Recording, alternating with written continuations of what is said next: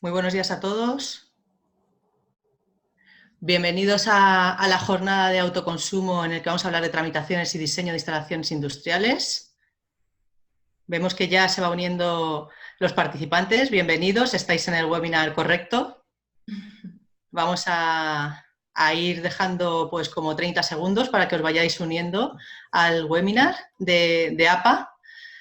Donde vamos a hablar de bueno, autoconsumo y tramitaciones y diseño de instalaciones industriales, un tema pues al orden del día, candente y bueno, que tenemos aquí unos expertos que nos van a hablar en detalle de los pormenores.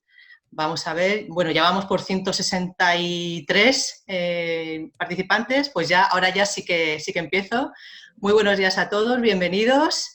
Estamos en una jornada que organiza APA sobre el autoconsumo y tramitaciones y diseño de instalaciones industriales. Aquí vamos a ver los pormenores del autoconsumo a nivel industrial, de sus ventajas, qué es lo que hacen muchas empresas que estén adoptando la implantación del autoconsumo en su modelo energético para reducir su factura de la luz, para ser más competitivos y más eficientes, etcétera. La verdad es que el tema es de absoluta actualidad. También comentaremos los pormenores que a veces tenemos que afrontar con el tema de las tramitaciones, todos los niveles de entidades que tenemos que acercarnos para legalizar una instalación fotovoltaica, pues algunas veces son muy ágiles, otras tenemos ciertas complicaciones, pero aquí Fátima nos lo explicará al detalle. Y bueno, pues la verdad es un placer para mí tener estos dos grandes expertos en estos temas. Tenemos por un lado a Jaime Goyanes Moreno de Alborán, que trabaja en Enel, es licenciado en Ingeniería Industrial, grado superior en el ICAI. Tiene más de 10 años de experiencia en el sector de las energías renovables, en empresas de gran relevancia del sector, realizando labores de desarrollo de negocio, tanto a nivel nacional como internacional. Y como responsable de generación distribuidora en Endesa, actualmente está aplicando este conocimiento y capacidades para desarrollar puestas de valor para cubrir las necesidades energéticas de clientes B2B. La verdad es que un honor Muchas tenerte con gracias, tía. nosotros, Jaime. Y Muchas gracias. Fátima Cadaida es ingeniera de energía con máster en energías renovables, ambos títulos a través de la Universidad Politécnica de Madrid. Actualmente es la responsable de la unidad de consultoría de Haz Energía y directamente, y además lo sé por experiencia, que trabajo muy cerquita de ella, ligada a las áreas de tramitación y diseño de instalaciones de autoconsumo. Os digo de verdad es que los dos son unos grandes expertos. Y bueno, comentaros que APA está, como ya sabéis, haciendo estos ciclos de webinars, sigue trabajando para que el efecto de la crisis del COVID-19 pues se minorice. Yo creo que, bueno, pues todos los que estéis aquí nos podéis, luego sabéis. Y bueno, los distintos webinars que tenemos en los distintos días, en los próximos días, están en la página web www.appa.es. Y bueno, pues el siguiente será el 3 de junio, donde hablaremos de financiación de autoconsumo, alternativas y soluciones. También el 9 de junio empezaremos los ciclos de grandes plantas, donde estará Huawei y Vector 4. Y el día 11 de junio terminaremos con el ciclo de mujeres con la presidenta de Red Eléctrica, Beatriz Corredor, y la CEO de Iberdrola España, Ángeles Santamaría. La verdad es que bueno, pues intentamos que tengamos webinars que están muy a la actualidad y que estéis al tanto de todo lo que ocurre. Y bueno, siempre tenéis nuestros correos y nuestros datos de contacto para cualquier duda que tengáis, acercaros a la asociación y nosotros encantados. Sin más dilación, porque yo lo que pueda decir es súper aburrido, voy a dar paso ya a la presentación de Jaime. Y bueno, sí que os digo que si tenéis preguntas y respuestas, antes de que se me olvide, hay una caja ahí abajo de preguntas y respuestas, mejor que en el chat, ponerlas ahí porque yo después de que hagan la presentación iré dando paso a las preguntas que hagáis, ¿de acuerdo? Evitad el chat sí que nos viene muy bien para, bueno, pues para presentaros y decir de dónde os conectáis, que siempre es muy interesante, porque a veces tenemos conexiones desde Asia, en México, etcétera, y para nosotros la verdad es que es una alegría que no haya, la ventaja de la tecnología, que no haya límites ni barreras. Y yo creo que no se me olvida nada más, sí que las presentaciones y el webinar serán grabados y se os enviarán por correo pues unos días después de hoy. ¿Vale? Mis compañeros de comunicación os lo comentarán. Pues ya no me enrollo más. Jaime, Muy bien. cuando quieras comparte la Sí, pantalla y empezamos la presentación. Muchísimas gracias, Jaime, un placer, de verdad. Un nada, honor teneros aquí. nada, vosotros. A ver, compartir. A ver. Se ve bien, ¿no? Lucía, dame lo que así ya. Sí, es que yo ya me había quedado en silencio para que Vale, vale. no se oiga ningún fondo ni nada y puedas hablar perfectamente, sin Venga, interrupciones. perfecto. ¿Vale? Muy Perfecto. bien. Pues nada, lo primero agradecer a APA la participación en este webinar. La verdad que con toda la situación que estamos viviendo todos desde hace ya un tiempo, pues oye, pues esto es uno de los medios más instructivos que tenemos de compartir la información, de compartir nuestro punto de vista sobre el autoconsumo. Así que nada, de nuevo agradecer a APA la invitación y espero bueno, que podamos instruir un poquito sobre nuestra postura del autoconsumo bueno, que veáis también pues, los casos de éxito que hemos estado instalando a pesar de las circunstancias. Hemos puesto en marcha varias instalaciones estos meses, con lo cual, oye, pues notas ahí positivas, ¿no? Destacar que para nosotros el autoconsumo es parte del pulmón de recuperación de toda esta situación, ¿no? O sea, el autoconsumo, como veremos más adelante, está orientado a ahorrar costes de una manera eficiente, de una manera sostenible, ¿vale? Con lo cual, oye, pues vemos que esto pues, va a suponer también un impulso grande a todos nuestros clientes, ¿no? Sin más, bueno, comento pues, nuestra experiencia. Pues llevamos haciendo temas de generación distribuida desde Endesa pues desde hace ya más de 15 años. Hemos instalado más de 25 megavatios. Hemos firmado, el año pasado firmamos pues, bastante más de estos 25. Que estamos poniendo en marcha este año. Y la verdad, bueno, se ha notado lógicamente más que el parón de actividad comercial, porque la gente sigue interesada y demás, es el parón en la toma de decisión, ¿no? Es verdad que, oye, pues desde empresas ahora mismo no es el mejor momento para tomar una decisión de una inversión que, oye, pues es una inversión a largo plazo, lógicamente, es una instalación que tiene que durar 25 años, con lo cual seguimos viendo mucha actividad, pero lógicamente, oye, pues se ha ralentizado un poco. Yo espero que más que ralentizado se haya pospuesto, ¿no?, esta toma de decisión. Estamos presentes en el mercado residencial, el B2C, y en el comercial industrial, B2B. Yo, en mi caso particular, pues soy responsable de generación distribuida para la parte de B2B, ¿vale? O sea, que todos son clientes comerciales, industriales, desde pymes hasta grandes corporaciones, ¿no? Instalaciones, pues principalmente son sobre cubierta. Las de autoconsumo son principalmente sobre cubierta, pero también hacemos bastante sobre suelo, desde unos 30 kilovatios hasta más de 10 megavatios, ¿no? O sea, y la verdad que lo que estamos viendo en estos últimos años es que se ha incrementado, el tamaño medio de instalación se está incrementando, ¿no? Con lo cual vemos ahí por parte de nuestros clientes y cada vez más grandes consumidores, pues una iniciativa para sustituir parte de su energía por una fuente de energía renovable y verde, ¿no?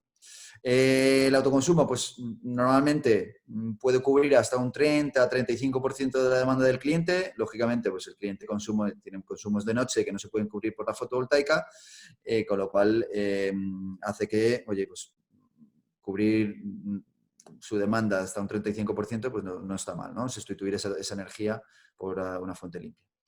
Los sectores principales, que no limitados, pero los sectores principales a los que vamos, pues son sectores de servicios, pues hoteles y demás, el industrial y mucho agrícola, ¿no?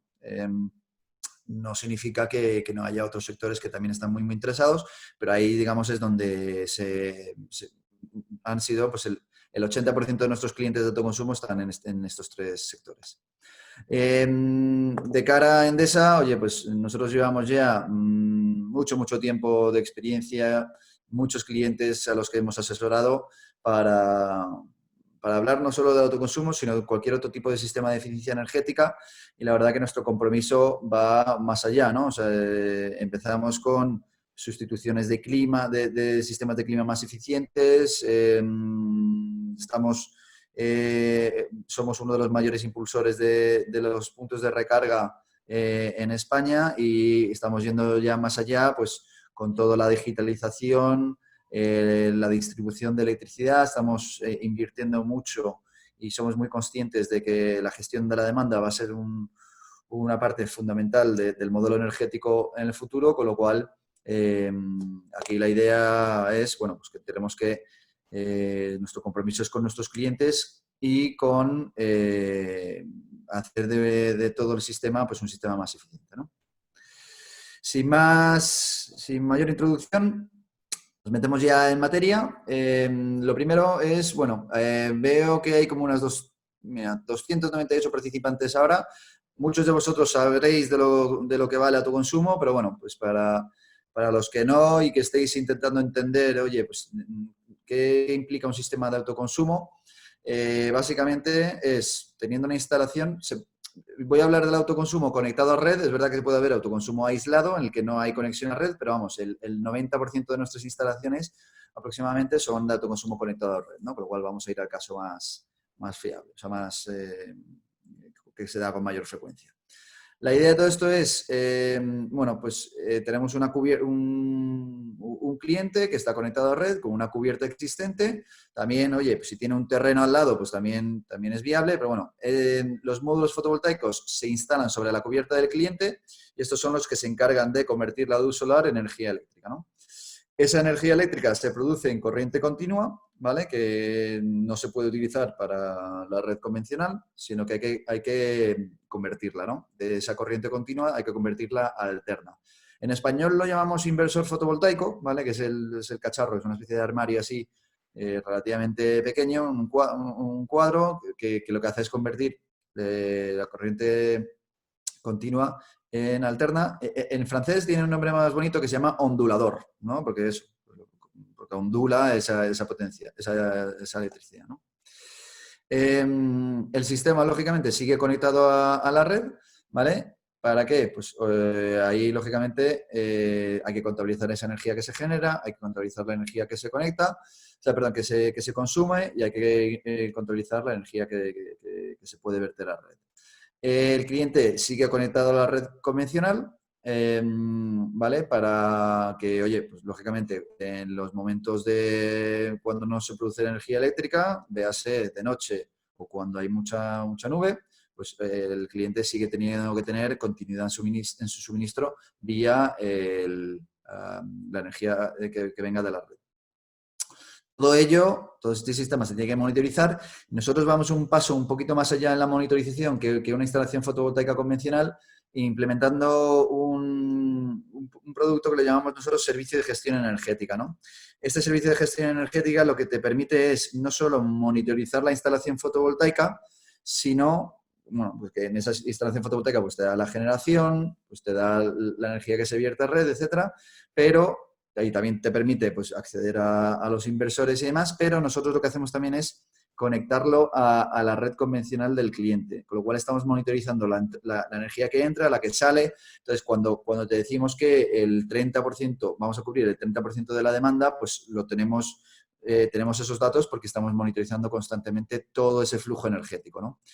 Vamos un paso más allá porque además con este sistema de gestión energética lo que te permite también es monitorizar la potencia contratada que tienes para ver si se puede reducir, se puede, dependiendo del tipo de industria que seas, pues podemos proponer mejoras en eficiencia energética en función de la tipología de lo que haya instalado ahí. Podemos también además intentar compaginarlo con la instalación fotovoltaica diciendo, oye, mira, estamos detectando que tienes muchos consumos de noche y que hay muchos excesos a la red, con lo cual, ¿por qué no pasamos esos consumos que están de noche, los intentamos pasar a las horas de sol para maximizar el rendimiento de la instalación fotovoltaica, ¿no? A ver. Sí, listo. Con lo cual, la idea de todo esto es, nosotros lo que intentamos es realizar un diseño óptimo de la instalación fotovoltaica considerando el consumo horario de la instalación existente, ¿vale? De manera que se minimicen los excedentes. ¿Por qué queremos que se minimicen los excedentes? Cuando se autoconsume electricidad, estás sustituyendo energía que viene de la red.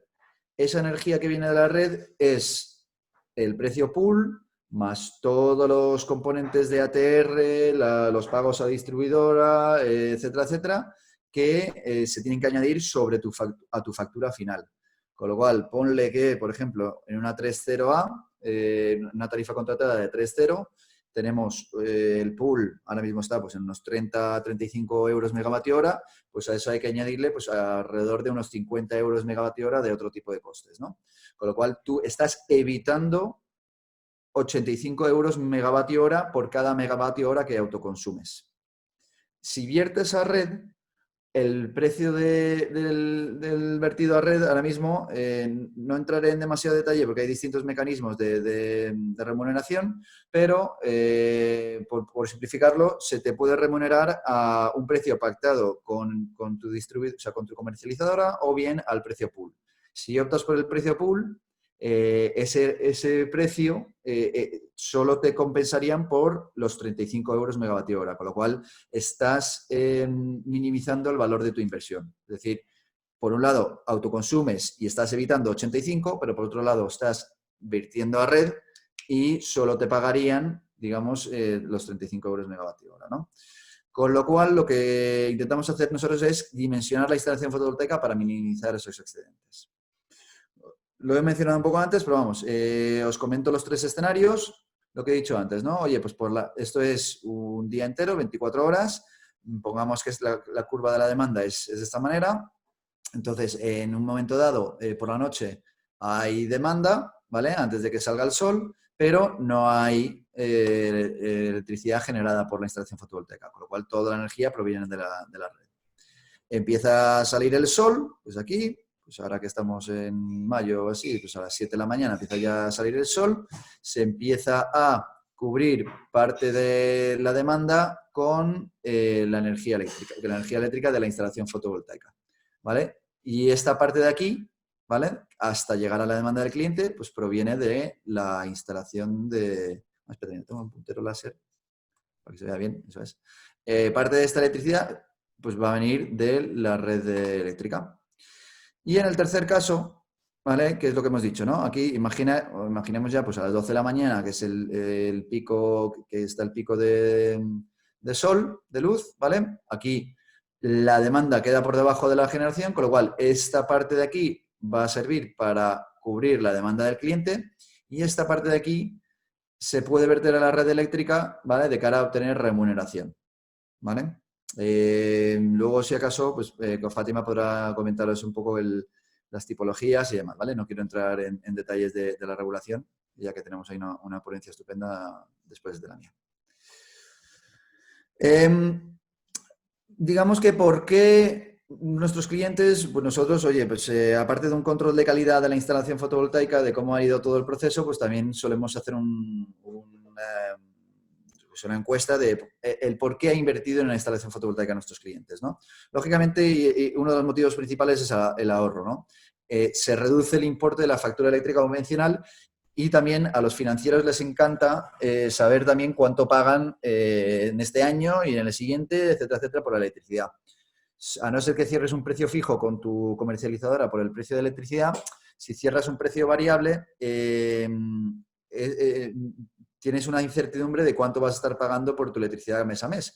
Aquí, al tener una instalación fotovoltaica, pues sabes que te has gastado X, ¿vale? Y eso lo vas a ir amortizando año a año, con lo cual ya sabes exactamente lo que vas a pagar por ese 30-35% de la demanda que puedes llegar a cubrir. Por otro lado, oye, lógicamente esto es un producto sostenible, ¿vale? Lo que intentamos es que nuestros clientes cumplan con sus objetivos de responsabilidad social corporativa, que disminuyan su huella de carbono, disponiendo de una fuente de energía limpia y renovable, a la vez que con una búsqueda de rentabilidad, ¿no? por otro lado también, oye, estás independizándote parcialmente de la red. Es decir, oye, pues, tú tienes ese 30-35% de autoconsumo es tuyo propio, ¿no? Aquí también hay clientes, oye, pues que quieren aprovechar ciertas subvenciones. Por ejemplo, en Andalucía está la Agencia Andaluza de la Energía, que emitió dos líneas de ayuda a través de la construcción sostenible y PYME sostenible. En Galicia, por ejemplo, está el INEGA, pues que también saca unas líneas que puedes aprovechar hasta un 30-35% de subvención a fondo perdido, ¿no? Por lo cual hoy hay muchos clientes de nuestro entorno que se aprovechan de este tipo de subvenciones, ya que hace que tu payback se reduzca drásticamente, ¿no? También, por otro lado, oye, pues es una manera de revalorizar la instalación, ¿no? O sea, tú el día de mañana, pues hay un edificio, pones unas placas fotovoltaicas y, lógicamente, estás revalorizando esa instalación para si el día de mañana te quieres vender esa instalación, pues la vendes ya con un sistema de eficiencia energética ya implementado, ¿no? También, oye, pues nos pasa mucho que al preguntarle, oye, ¿y por qué decidiste realizar una instalación fotovoltaica? Oye, mira, pues vi que a mi alrededor estaba todo el mundo instalándola y ya pues me sentí curiosidad y, oye, pues ya me comentaron que es una inversión a largo plazo con unos ahorros que obviamente va a mejorar mi imagen de sostenibilidad, con lo cual, oye, pues me decanté por realizarla, ¿no? Aquí ya, pues bueno, la parte un poquito más didáctica, ¿no? Entonces, cuando me preguntan, oye, un cliente B2B, ¿vale? ¿Qué tipo de condiciones tengo yo, necesito yo tener para maximizar la rentabilidad de una instalación de fotovoltaica de autoconsumo, ¿no?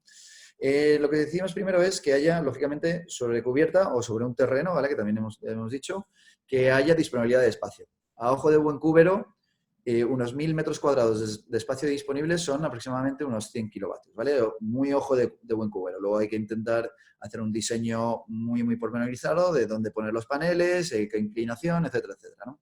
Recomendamos que tengan alrededor de 750 metros cuadrados de disponibilidad, que la cubierta, lógicamente, esté en buen estado, ausencia de uralita. Desde Endesa, nuestro compromiso firme con la calidad y seguridad de nuestros trabajadores.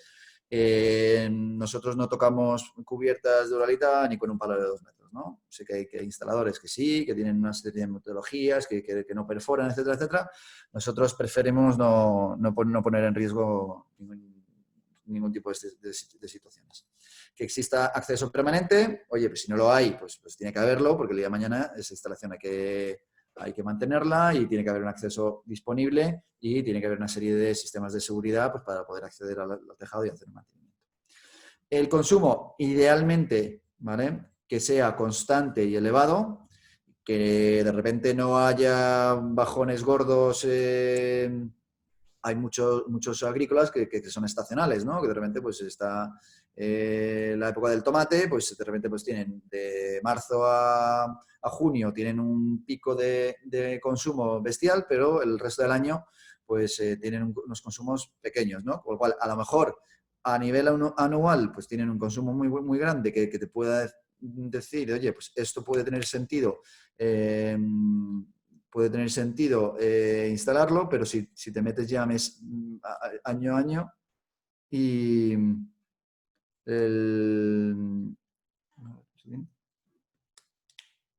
entonces eso, que año a año hay que mirar, lo que hay que mirar es la curva de carga horaria, ¿no? No centrarnos solo en los datos anuales, pero sí horarios, ¿no? Con lo cual, tarifas, pues nosotros como estamos en el sector de B2B, ¿vale? Pues ahí en el sector B2B pues son tarifas de 3.0, 3.1 A y 6.x. Pues también nosotros lo que intentamos abordar son clientes que vean valor adicional en la responsabilidad social corporativa, ¿no? En ese sentido, pues ahí, lógicamente, son los que más nos abordan porque tienen un sentido agudo del medio ambiente, quieren intentar colaborar pues, para reducir su huella de carbono, con lo cual pues tiene más sentido para clientes que tengan este tipo de inquietudes, ¿no?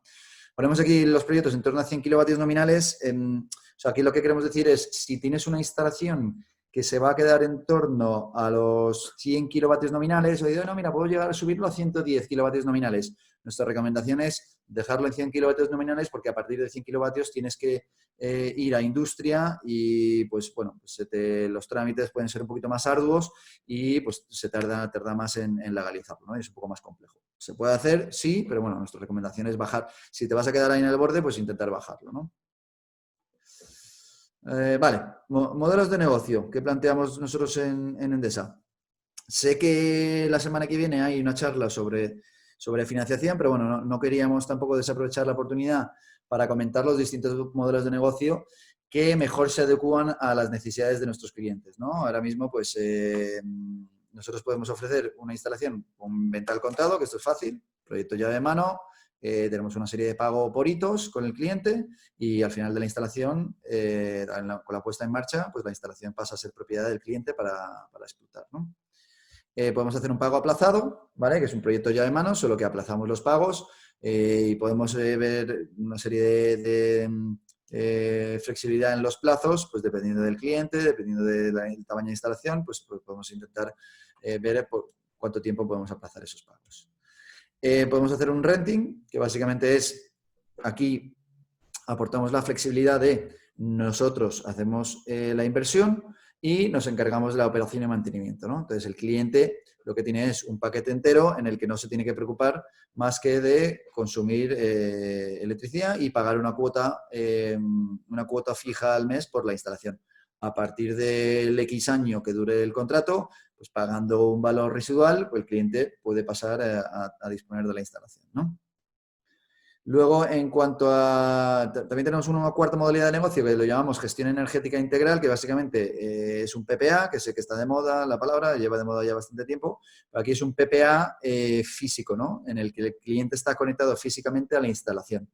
Ahí Endesa hace la inversión, hacemos la operación de mantenimiento con la particularidad de que vendemos la energía útil transformada a través de la factura eléctrica. Es decir, yo voy a cobrar una serie de euros por megavatio hora por cada megavatio hora que el cliente autoconsuma, ¿no?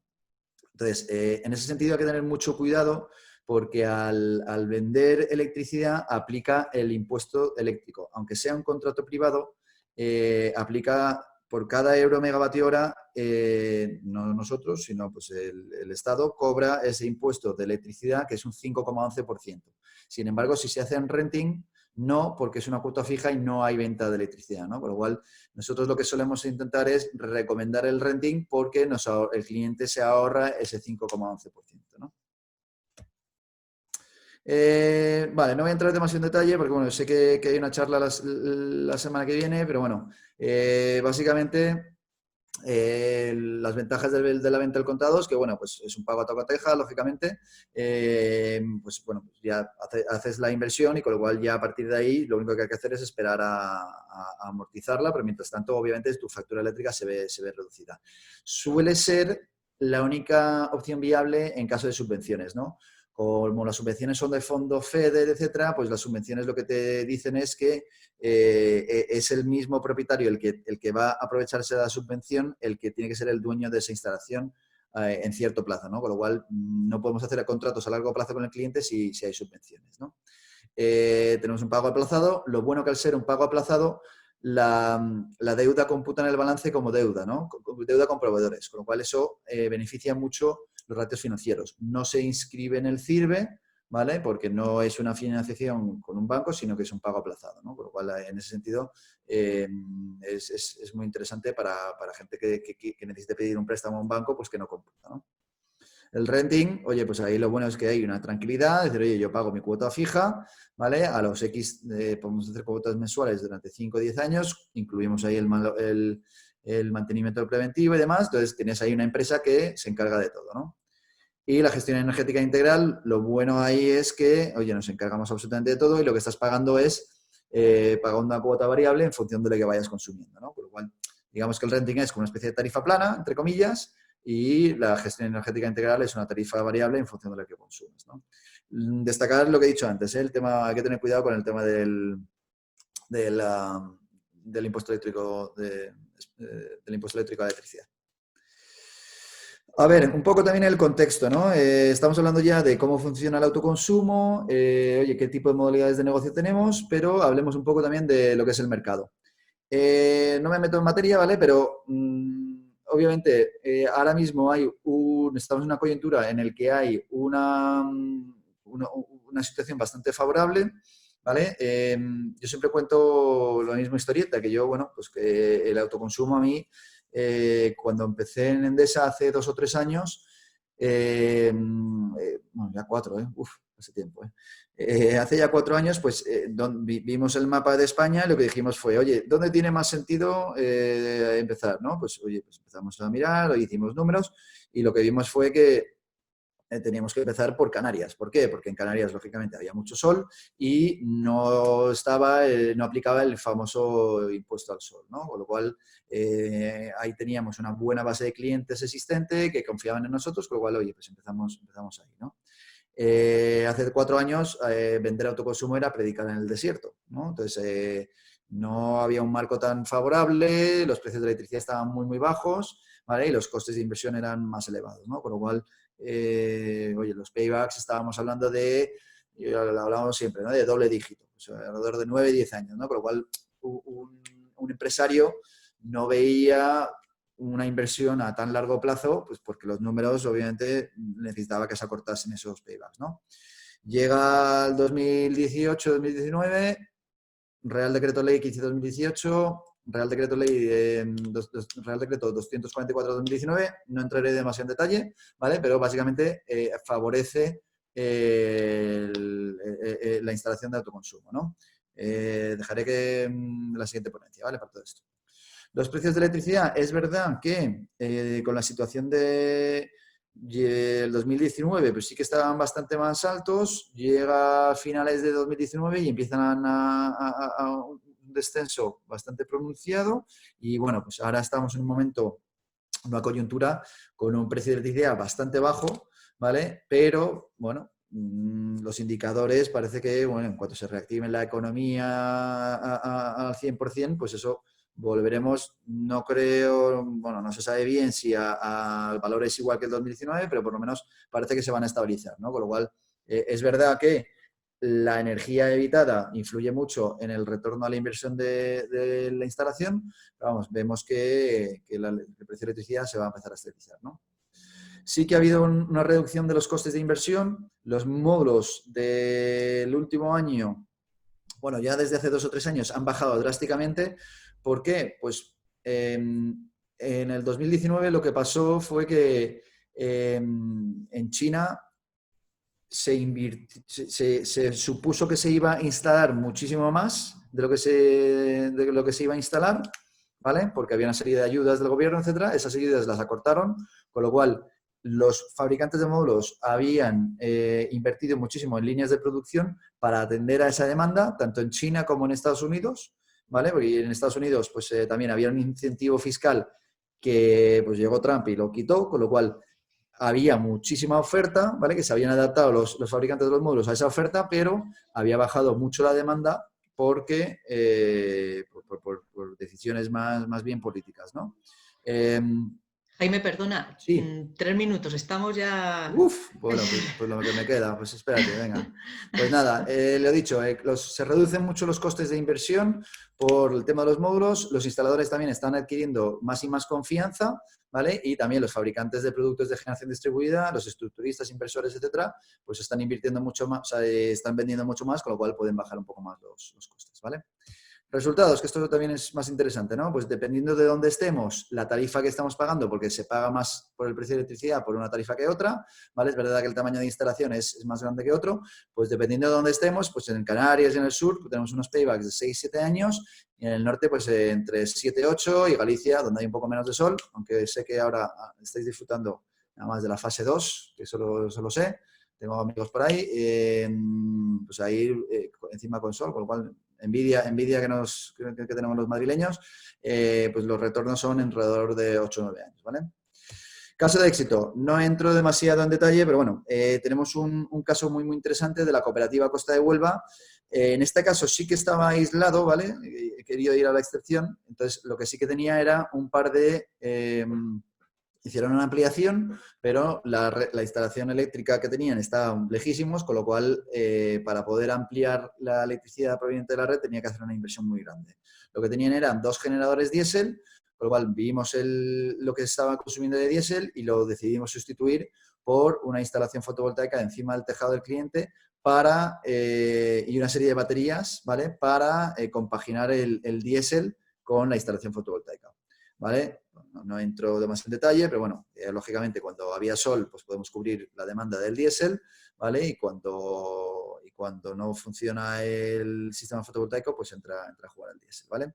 Aquí ya la instalación terminada, la verdad que además era bastante compleja porque como podéis ver había muchos strings distintos en distintas ubicaciones, con lo cual fue un proyecto bastante interesante, ¿vale? Con lo cual el cliente, pues oye, contento porque le ahorramos un 30% de consumo de diésel, que ahora es verdad que el diésel está un poco más bajo, pero oye, pues en amortización muy interesante. Ya nos hicimos un rendimiento operativo a 5 años, con lo cual, oye, pues para intentar compaginar esos ahorros con las cuotas del cliente, ¿vale? Nada, y poco más. La verdad que hemos estado firmando con lo que he dicho antes, ¿no? Clientes industriales con consumos cada vez mayores, muy interesante. Instalaciones cada vez más grandes. El año pasado firmamos una instalación de 7,5 megas.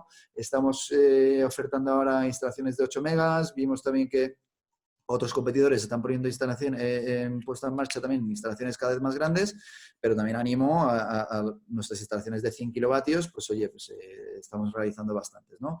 De todo tipo de clientes, hemos firmado también PPAs con entidades gubernamentales, la Universidad de Jaén, ganamos una licitación, etcétera, con lo cual, oye, os animo a que confiéis en nosotros, igual que han confiado estos clientes en intentar... no solo ahorrar, sino también ahorrar de una manera sostenible y rentabilizar una inversión que es a largo plazo, ¿no? Muy bien, pues lo dicho, dejo de presentar. Perdonar que me haya extendido un poquito más de la cuenta, pero bueno, ahí ya dejo a Fátima con la siguiente presentación. Así que nada, muchísimas gracias por vuestro tiempo. Gracias, Jaime. La verdad es que me ha encantado tu presentación. Vamos, es que este webinar realmente podríamos estar más de 1 hora y media que tenemos planificado para estar, porque los dos vais a dar muchísima información. Y bueno, pues gracias por plantearnos todas las tipologías de modelos de negocio que presentáis, las soluciones. Personalmente creo que esto ya es un poco ya una opinión personal. Ese caso de éxito de esa instalación de autoconsumo con sistemas de almacenamiento creo que es muy buena, porque se está hablando mucho de sistemas de almacenamiento sí o no. De hecho, algunas de las preguntas que ya tenemos ahí en la cajetilla de preguntas y respuestas ya hablan algo de eso. Entonces, nada, pues enhorabuena. Doy paso a Fátima, que todos los que estáis ahí, que tenemos 324 participantes, la verdad es que muy bien. Fátima nos va a hablar del tema de tramitaciones, que bueno, también es un tema muy interesante, y nos contará muchas de las anécdotas que tiene que vivir en el día a día, y cosas buenas y cosas que hay que mejorar, pero bueno, para eso estamos, para ir mejorando. Pues nada, Fátima, cuando quieras. Muchas gracias. Voy a poner la presentación.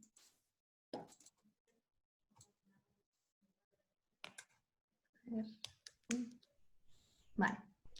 ¿Se ve bien la presentación? ¿Sí? Vale, perfecto. Bueno, lo primero quería dar las gracias a Lucía por la presentación y a APA por haberme invitado a este webinar, que la verdad es un lujo.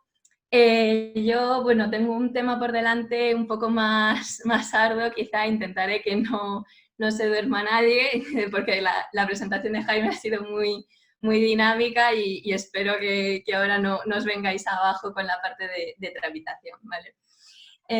Voy a empezar hablando un poco del marco legal, del contexto en el que estamos, aunque Jaime ya lo ha empezado a introducir, y después ya vamos a hablar de los pasos de las tramitaciones de autoconsumo, y al final pues también quería hacer una pequeña reflexión sobre cosas a valorar cuando eliges una modalidad u otra, porque vamos a ver, o una potencia u otra, porque vamos a ver que eso afecta en términos de tramitación, ¿vale? Bueno, efectivamente, hace un par de años había gente que se cuestionaba si el autoconsumo era incluso legal en España. Yo creo que ahora cada vez la gente lo tiene más claro. En España se puede hacer autoconsumo, es legal, hay una normativa desarrollada al respecto. Y de esa normativa, el Real Decreto por antonomasia es el Real Decreto 244, que es el que regula las condiciones administrativas, técnicas y económicas del autoconsumo. Por encima de este Real Decreto tenemos el Real Decreto Ley 15/2018, que ya modificaba la ley del sector eléctrico en cuanto a las modalidades de autoconsumo y que además ya introducía simplificaciones, eliminaba los cargos. Entonces esa fue la base para después el desarrollo normativo que tenemos ahora, que es el 244, y que derogaba el 900, el Real Decreto 900 con el que estábamos trabajando hasta ese momento.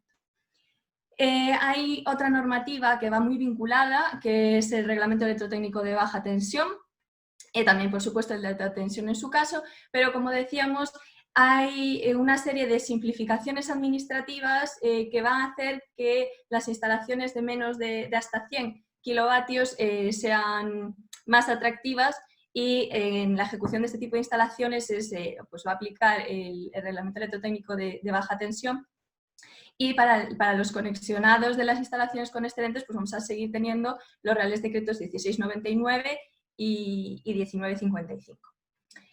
Como vemos, este es el contexto ahora mismo nacional, es bastante mejor que el que teníamos. Hemos dado pasos al frente, hemos avanzado y además tenemos un contexto europeo también favorable. Hace unos años que se estaba hablando mucho del paquete de energías limpias o paquete de invierno, y en una de estas directivas de la Comisión Europea pues se instaba a los países miembros a garantizar el acceso al autoconsumo sin cargos que no reflejasen el coste real de la actividad. También se permitía el autoconsumo compartido, que aquí en España había sido un poco polémico. Y ahora mismo, en esta situación de crisis sanitaria y económica, también se está apostando, tanto a nivel nacional como a nivel europeo, en una salida de la crisis, ¿no?, muy enfocada en las energías renovables y en la que el autoconsumo también va a tener, por supuesto, cabida. También hay que tener en cuenta que este contexto favorable no es solo a nivel político. Estamos viendo el interés empresarial, estamos viendo el interés de la sociedad en su conjunto, y entonces todo esto crea un marco pues, muy atractivo. De hecho, ayer o antes de ayer salía una noticia que España mejoraba 4 puestos en uno de los rankings de atractivo para inversión renovable, y que ya nos situábamos pues, en el puesto 11. Oye, 4 puestos, estar ahí en el top de los países con mayor atractivo para inversión de energías renovables, pues me parece un auténtico lujo, pero que por supuesto tenemos que seguir escalando. Ya entrando de lleno en el 244, quería ver brevemente un poco los aspectos generales. Hay un aspecto que a veces se nos escapa y que es muy importante, que sobre todo también para el diseño de la instalación, que es la definición de potencia. En una instalación de autoconsumo fotovoltaico, a partir de ese momento de entrada en vigor del Real Decreto, se define como la potencia de los equipos inversores. Esto hay que tenerlo muy presente, hay que tenerlo presente en el diseño, en el dimensionamiento y también a la hora pues, de las solicitudes de acceso y conexión, de los avales, las garantías económicas y demás. Después, relacionado también con la potencia, pues como comentaba Jaime, había una limitación de potencia de la instalación de autoconsumo, que era la potencia que tuviera contratada el consumidor. Esto se elimina, lo que da también mucho más margen de maniobra en el dimensionamiento. Después, este Real Decreto dividía las instalaciones de autoconsumo en varias tipologías, dependiendo de diferentes aspectos. Según el alcance del autoconsumo, pues están las instalaciones que se conectan en la red interior de los autoconsumidores, y por otro lado, pues hay instalaciones que se llaman a través de red, que pues puede ser o bien porque se hayan conectado a través del mismo trafo, o que estén en una distancia de 500 metros, o que la referencia catastral sea la misma. Esta distancia de 500 metros es entre los equipos contadores, digamos los equipos de medida, por un lado el contador de consumo y por otro el de generación. Y las referencias catastrales se refieren a los 14 primeros dígitos de las mismas. Después hay otra división que es, yo creo que la fundamental que tenemos en la cabeza, que es la diferencia entre una instalación sin excedentes invertido y una instalación con excedentes.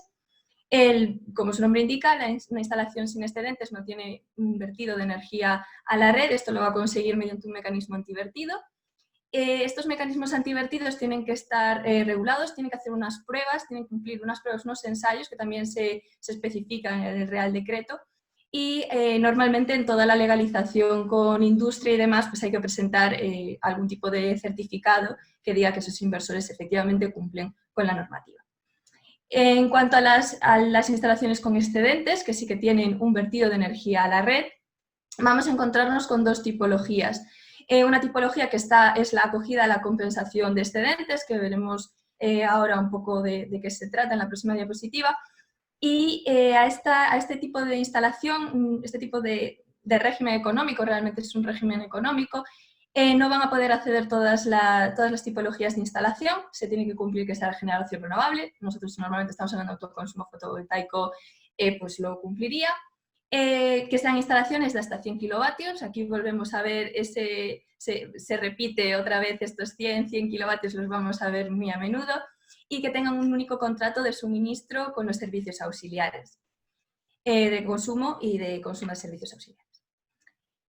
Las instalaciones, o bien que no cumplan estos criterios, o bien que decidan no acogerse a este mecanismo de compensación, pues serían las con excedentes tipo B, ¿vale? Que son instalaciones con excedentes que no se acogen a compensación, bien porque no quieran, bien porque no puedan.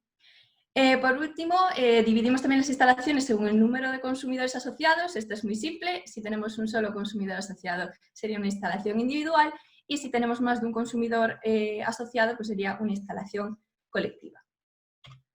Por supuesto, este Real Decreto trae unas simplificaciones, trae simplificaciones administrativas y técnicas.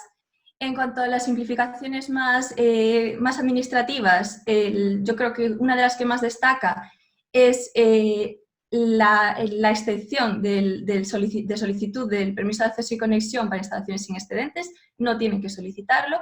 También para instalaciones con excedentes, pero pequeñas, como son las de menos de 15 conectadas en suelo urbano, aunque bueno, como estamos hablando de autoconsumo industrial, creo que es más importante tener en mente que las instalaciones sin excedentes no tienen que pasar por esa fase de solicitud de permisos de acceso y conexión. También tenemos otras simplificaciones, sobre todo esto, muy enfocadas en las instalaciones hasta 100 kilovatios. Recordemos, 100 kilovatios nominales, aquí aplica siempre los 100 kilovatios nominales, los 100 kilovatios del inversor o de los inversores. Como puede ser pues que la modificación del contrato de acceso con la distribuidora se haga de oficio, la inscripción automática en el registro de instalaciones de autoconsumo también. Y después tenemos también unas simplificaciones técnicas, sobre todo en cuanto a equipos de medida. En términos generales, se va a poder usar solo un contador bidireccional. Esto se traduce en que en muchas ocasiones vamos a poder utilizar el mismo contador bidireccional que tenga el propio consumidor. Esto, pues claro, nos quita de tener más equipos de medida, aunque en algunos casos va a ser necesario. Los casos, por supuesto, en los que no se conecte en red interior, porque no vamos a poder contear bien esa bidireccionalidad de la energía. En casos de autoconsumo colectivo también, y bueno, en algunos casos más que detallo ahí en la presentación. En cuanto al régimen económico, tenemos esas dos opciones, la que comentaba de la compensación simplificada de excedentes y, por supuesto, la opción de venta a red, la normal, digamos, de siempre. En cuanto a la compensación de excedentes, hay que tener en cuenta que esta compensación es mensual, ¿vale? Esto es muy importante, sobre todo cuando hablamos de industrias de la agricultura que tienen, como ha dicho Jaime, algunas tienen una gran estacionalidad, pues a veces no es lo más oportuno para ellas este régimen, porque la compensación se realiza solo mensualmente, y hay que tener en cuenta que esta compensación no es kilovatio a kilovatio, no es una compensación energética pura como pasa en otros países europeos, que es el balance neto como tal. Esta compensación lo que va a hacer es compensar el valor de la energía excedentaria, de la energía que se vierte. Ese valor se fija con un contrato de compensación de excedentes y se va a contraponer con el coste de los kilovatios consumidos en cuanto al término de energía sin peajes del consumidor. Se va a hacer el conteo de ambas cosas y se va a restar en la factura mensualmente, eso sí, siempre sin pasar de cero, ¿no? Vamos a entrar, bueno, en cuanto a la venta del mercado, yo creo que más o menos todo lo más claro porque es más habitual, pero bueno, hay que tener en cuenta que ya si tenemos venta del mercado nos tenemos que inscribir como productores, con lo que ello implica. Tenemos que tener un representante en el mercado que también tiene un coste asociado, tenemos pues eso, el impuesto del 7%. Hay una serie de cosas que hay que tener en cuenta si hacemos venta, ¿no? Bueno, aquí lo que he hecho ha sido dividir entre las dos modalidades que decíamos como principales, sin excedentes y con excedentes, aunque veremos que la tramitación va a diferir mucho dependiendo de la comunidad autónoma en la que estemos y dependiendo también de la potencia de la instalación, no solo de la modalidad. Aquí os voy a ir contando un poco también cosillas que nos han ido surgiendo. Tenemos bastante experiencia en pelearnos con diferentes organismos, con algunos no hay que pelearse, pero bueno, os voy a ir contando así también alguna anécdota para que sea también un poco más ameno. En cuanto a las instalaciones sin excedentes, como decíamos, pues no es necesario la solicitud de esos permisos de acceso y conexión. Lo que sí va a ser necesario es solicitar lo que se llama el código de autoconsumo, porque nos lo van a solicitar a veces en los formularios a nivel industria, de legalización de certificados, de instalaciones o de comunicación de puesta en marcha de instalaciones de generación. Esta solicitud es una cosa muy sencilla, no suelen tardar más de 1 o 2 días las distribuidoras en dar contestación, se puede enviar un correo electrónico, solo hay que poner las características principales de la instalación, para que los tengan en cuenta, que es una instalación individual o colectiva, sin excedentes, con excedentes, qué modalidad se acoge y se trata de una conexión a red interior o no. Y con esto ya te devuelven el código de autoconsumo, que es el CUPS, con una A y unos numeritos después. Es muy sencillo, pero bueno, necesitamos que la distribuidora tenga constancia de eso en muchos casos. Te lo solicitan en los formularios de industria, entonces es un trámite muy sencillo, es mejor tenerlo cuanto antes y ya pues utilizar este código como identificativo de la instalación. En las instalaciones sin excedentes, en los trámites previos a la ejecución de la obra, el trámite más relevante es el trámite de los permisos municipales. Aquí es donde nos vamos a encontrar con un millón de posibilidades no, pero más de 8.000 sí, porque hay más de 8.000 municipios en España y cada uno funciona de una manera. En cuanto a los permisos municipales, nos vamos a encontrar con diferentes tipos de trámite. Podemos ir desde una declaración responsable a una obra mayor, pasando también por la obra menor. Obviamente siempre nos beneficia pues a lo mejor pasar por una declaración responsable por temas de tiempo, porque cuando presentas una comunicación previa, una declaración responsable, vas a poder empezar a ejecutar la instalación. Una vez tengas presentada toda la documentación en regla, pues a lo mejor lo puedes empezar a ejecutar en 10 días, 15 días, 20 días, mientras que si estamos hablando de obras menores u obras mayores, pues vamos a estar hablando de 3 meses, 4 meses de deliberación, de plazo máximo que tiene el ayuntamiento para deliberar, y esto sin contar con los posibles requerimientos que vayan surgiendo a lo largo de este trámite. De hecho, yo creo que está muy bien que se esté abogando porque haya ciertas instalaciones que vayan por comunicación previa. Por ejemplo, en Andalucía, las instalaciones que no tengan proyecto de memoria, menos de 10 kilovatios, aunque aquí no aplicaría mucho para industria, pero bueno, para residencial, para instalaciones pequeñas, pues que vayan por comunicación previa. Hay en otras comunidades, pues que depende de si tienen una cierta altura, si son coplanares, si se encuentran en suelo urbano, pues te dicen, pues venga, vete por comunicación previa. Lo que pasa es que también hay a veces que estas normativas autonómicas tardan en bajar hasta los municipios y tardan en aplicarse realmente en el día a día, ¿vale? Pero es verdad que hay muchas comunidades que están abogando por la comunicación previa a la declaración responsable en algunos tipos de instalación.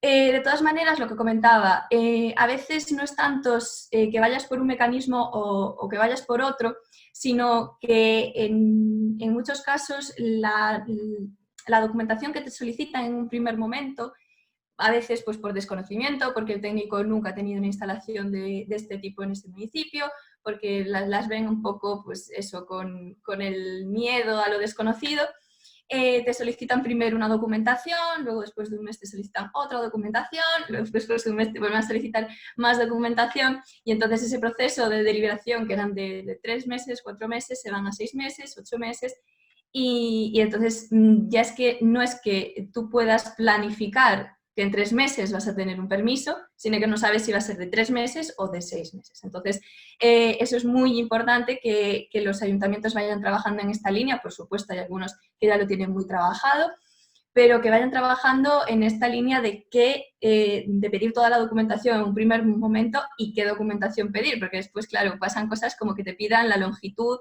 a la que reflejan los paneles a todas las horas del día, que me imagino que que en todos los días del año también. Eso, pues claro, cuando te piden cosas así imposibles, dices, no sé cómo vamos a hacerlo, pero esto no puede ser. Te piden permisos un poco, pues que lo conocen los arquitectos y poco más, certificados de viabilidad geométrica de la instalación, estudios de carga complejos para instalaciones pequeñas. Lo que hay eso es que ver un poco, adecuar un poco la documentación realmente a la actuación y saber desde un principio informar desde un principio al cliente o a la tramitadora o al gestor de ese proyecto de realmente qué va a tener que presentar para que no se alarguen demasiado. Y si en algunas ocasiones pues, podemos ir directamente por declaración responsable o comunicación previa, pues mejor que mejor, porque los plazos se reducen y eso siempre viene bien. En cuanto a siguiendo con los trámites de estas instalaciones sin excedentes, paralelamente pues tendremos que mirar si necesitamos algún tipo de autorización ambiental, si por algún motivo queremos declarar la utilidad pública. Normalmente para instalaciones sin excedentes, esto no se suele ni pedir, ni solicitar, ni aplicar, porque en general las autorizaciones ambientales de las comunidades autónomas hablan siempre de instalaciones de producción, de venta a mercado, entonces no aplicaría en estos casos. Cada comunidad es un mundo, entonces siempre hay que revisarlo bien, sobre todo en instalaciones grandes o si estamos en sitios pues, con alguna protección medioambiental o demás, ¿no? En cuanto a la autorización administrativa previa y de construcción para instalaciones de más de 100 o instalaciones en alta tensión, también va a depender mucho de la comunidad autónoma. Hay comunidades autónomas que han decidido que para las instalaciones sin excedentes no aplicaría, porque eso no las consideran instalaciones de producción como tal. Pues creo recordar, no quiero equivocarme, pero creo recordar que por el norte de Navarra y por ahí no se pedían estas autorizaciones para instalaciones sin excedentes. Hay otras comunidades en las que sí, por ejemplo Extremadura, que sacó hace poco una instrucción explicativa de los trámites de autoconsumo, pues sí que se mencionaba la autorización previa de construcción para instalaciones sin excedentes también. Así que ahí hay que consultar siempre con industria, los servicios de industria de la comunidad. Una vez tengamos los permisos municipales y las autorizaciones previas y de construcción en su caso, pues ya podemos ejecutar la obra en cuanto a permisos y ya después de la obra vamos a tener que ir al diligenciado del boletín con la comunidad autónoma y a las inspecciones iniciales de la instalación si cabe.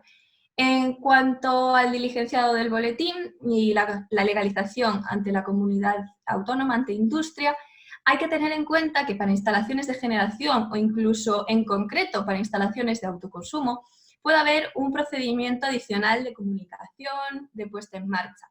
Es decir, es posible que tú presentes una declaración responsable por una instalación de baja tensión y que adicionalmente a esa declaración tengas que presentar una comunicación por ser una instalación de generación o por ser una instalación de autoconsumo. Esto es importante porque a veces estos registros no están bien comunicados o no están bien comunicados con la distribuidora para pasarle la información, entonces puede haber a veces un desacople ahí de ese flujo de información entre entes y que resulta que cuando tú le vayas a contar a la comercializadora que quieres hacer compensación y hable con la distribuidora, se encuentre que la distribuidora no tiene ni idea de que ahí hay una instalación de autoconsumo. Entonces, es importante reconocer bien esos trámites por comunidad. En cuanto a la inspección inicial, en general las instalaciones fotovoltaicas entrarían dentro de instalaciones en suelo mojado y entonces pues a partir de los 25 kilovatios nominales, en el caso del autoconsumo, pues sería necesario realizar una inspección inicial, que también se suele pedir en la legalización con la comunidad autónoma, sobre todo si tenemos después autorización de explotación. En cuanto a la autorización de explotación, es un paso un poco, va muy de la mano con la autorización previa y la autorización de construcción. Normalmente, si te piden una, te van a pedir la otra, y si estás exento para una, vas a estar exenta para la otra. Después aquí vamos a ver, bueno, una serie de cosillas más pequeñas, que en muchos casos se hace de oficio para instalaciones de hasta 100 kilovatios, como es la modificación del contrato de acceso con la distribuidora. Si fuera más de 100 kilovatios, pues lo tenemos que hacer nosotros, motu propio. Y la inscripción en el registro autonómico de autoconsumo estaría en la misma situación. Si somos de más de 100 kilovatios, pues lo tendremos que hacer nosotros mismos. En el estatal es siempre automático. Y después, bueno, si tenemos una instalación colectiva, pues tenemos que ver lo del acuerdo de reparto, ¿no? Esos coeficientes que van a marcar el reparto de la energía y de la instalación colectiva. En cuanto a la tramitación con excedentes, vemos que vamos a tener 2 diapositivas, porque se alarga un poquito más, y vamos a tener como, junto con la licencia, con el permiso municipal, vamos a tener otro trámite muy importante antes de la ejecución de la obra, que es el permiso de acceso y conexión, salvo esas instalaciones pequeñitas que vemos. Esto, pues normalmente, si conectamos en distribuidor, pues vamos a comentar, vamos a solicitar la distribuidora que nos toque por zona. Y aquí, pues cada distribuidora también es un poco diferente. Lo que pasa es que, claro, no hay 8.000 distribuidoras, entonces ya al menos las 3 principales ya las tenemos muy, muy localizadas y ya hemos trabajado mucho con ellas. Entonces, pues al final el procedimiento, una vez que ya lo tienen instaurado, pues no varía tanto, como puede variar a lo mejor a nivel municipal. Han tardado unos meses en adaptarse, como es normal, sobre todo, pues yo creo que a lo mejor aún falta también un poco de adaptación en cuanto a esto que decíamos de la potencia nominal, potencia pico, que todavía hay algún técnico que dice pues que en las potencias solicitadas tienes que solicitar la pico o tienes que solicitar la nominal, pero es que aquí luego me viene, entonces ahí a lo mejor pues hay que todavía que poner en los formularios un poco más de detalle y especificar un poco más cuál quieren.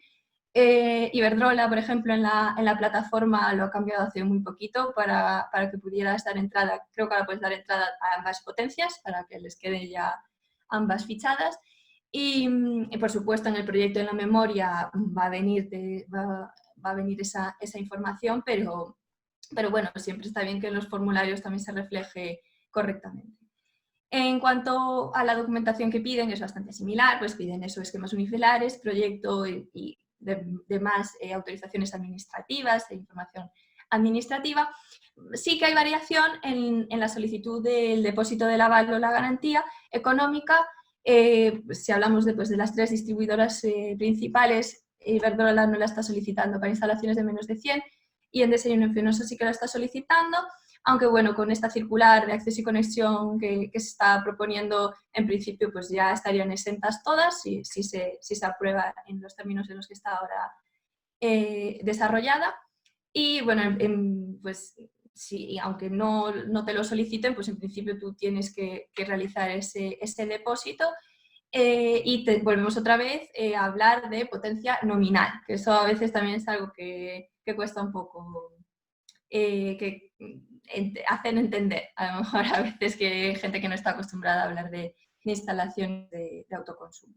En cuanto a los permisos municipales, serían muy similares, y en cuanto a la autorización ambiental y las autorizaciones administrativas previa de construcción, bueno, la autorización ambiental es sobre todo, como decíamos, para instalaciones de producción de venta red, también dependiendo del tamaño, de las hectáreas que ocupen, de la potencia, además podemos tener ahí una afectación ambiental. Y las autorizaciones administrativas previa de construcción, ya para instalaciones con excedentes de más de 100 kilovatios o en alta tensión, ya sí que son mandatorios. Hay comunidades en las que se pueden presentar a la vez, la documentación más o menos es similar en todas, pero bueno, en general todas tienen su procedimiento y puede consultarse con ellas el procedimiento y la documentación exacta a presentar.